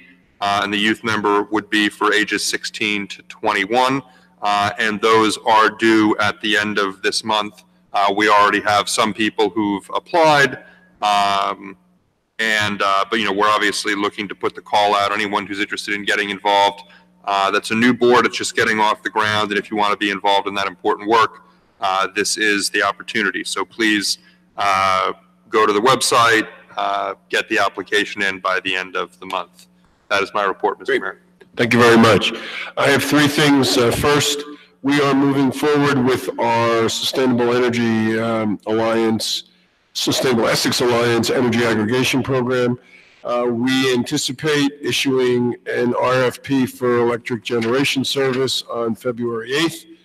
And with the price proposals due on March 5th, the way this will work is that we will receive those price proposals at 1 p.m. We will have a conference call of all 6 towns roughly around 4 p.m. If we're all okay, we will be bringing it back to the Township Committee that night. You have to strike while the electricity is charged, I gather.